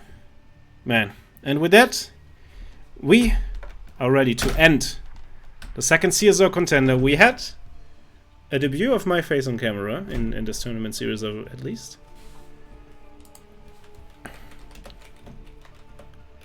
What is there to left? I have to thank the user stuff. I have to thank our admin team, Bloodrain and Krytos, who do an amazing job as usual. A huge thanks to GX Alpha as well for producing most of this. And most importantly, I want to thank the players for playing and all of you for watching this shenanigans. I'm really happy you tuned in. I hope to see you next week for the CSO Cup, which will have a slightly increased prize pool, I think, so maybe a little bit of more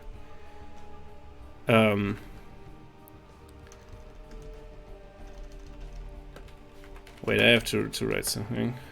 A little bit of more, so maybe this is our open tournament, so everybody can continue. And the player level is usually a little bit higher, which is great stuff.